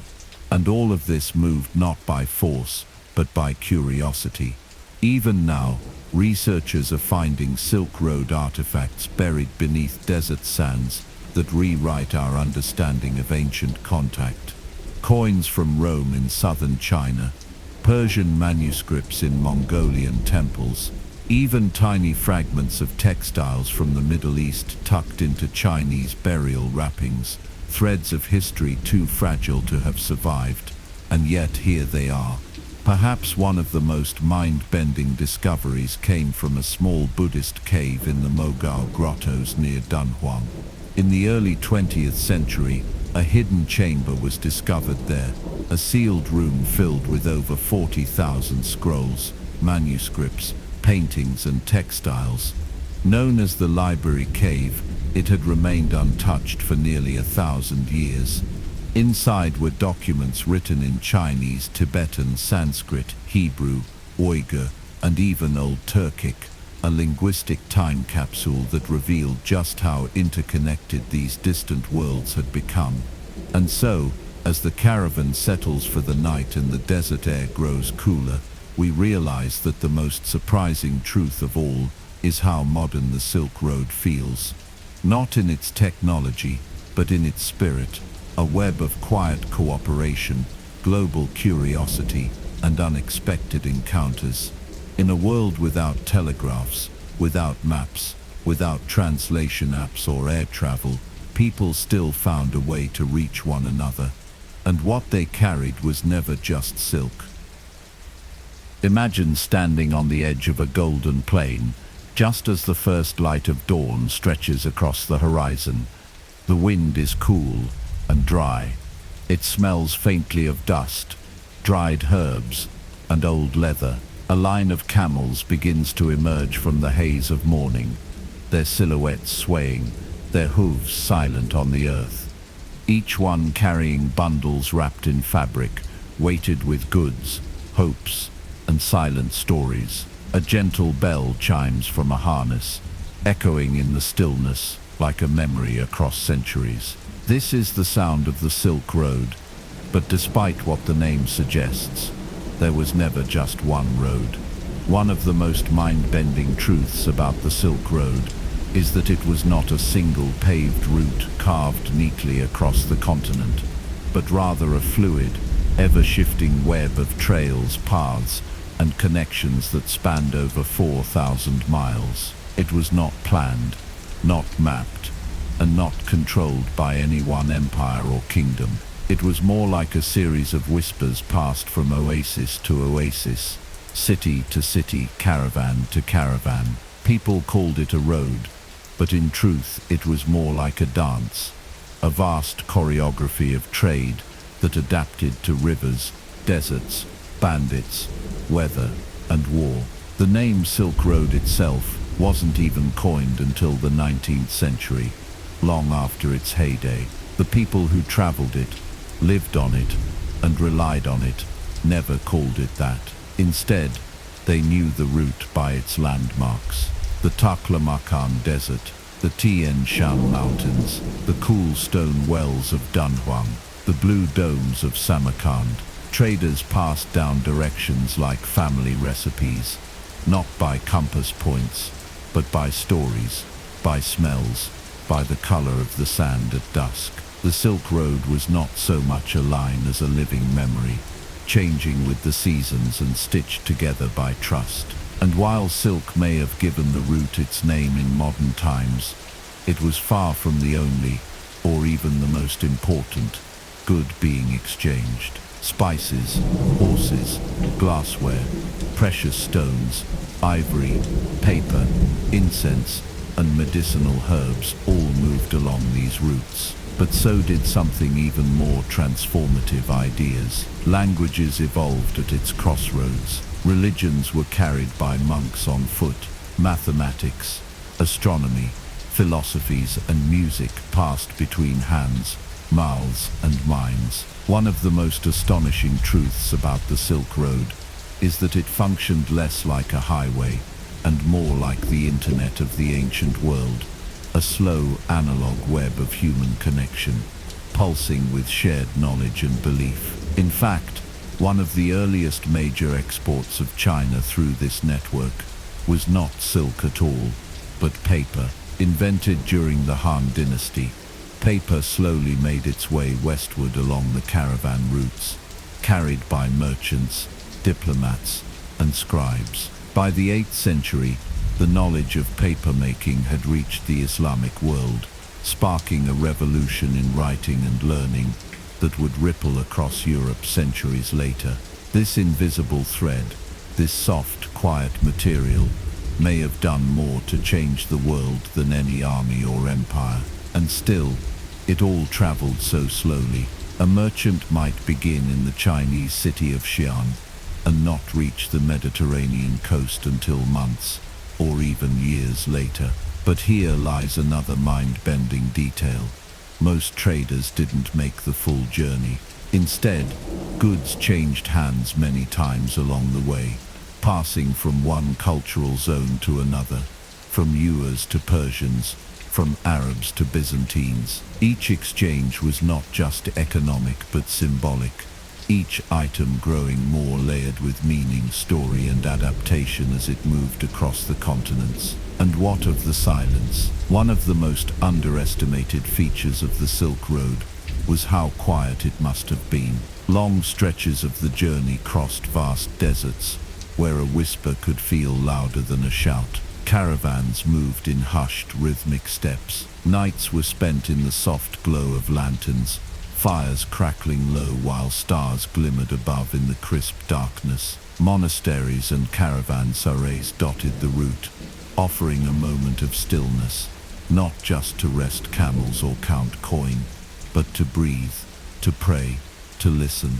The Silk Road, for all its worldly bustle, was also an empire of silence. In that silence, ideas took root, and in that quiet space, the most unexpected truths emerged, such as the fact that some of the most important Silk Road travelers were not men of war or wealth, but of the spirit. Buddhist monks, Christian missionaries, Sufi mystics, they walked the same paths as traders and emperors, carrying nothing but prayer beads and scrolls. In their footsteps, temples were carved into cliffsides, such as those in Dunhuang, filled with murals that still glow today with centuries-old pigments. These cave temples weren't only places of worship, they were libraries, repositories of ancient documents, and echoes of a global conversation written in ink and devotion. So the next time someone pictures the Silk Road as a bustling market lane or a straight desert highway,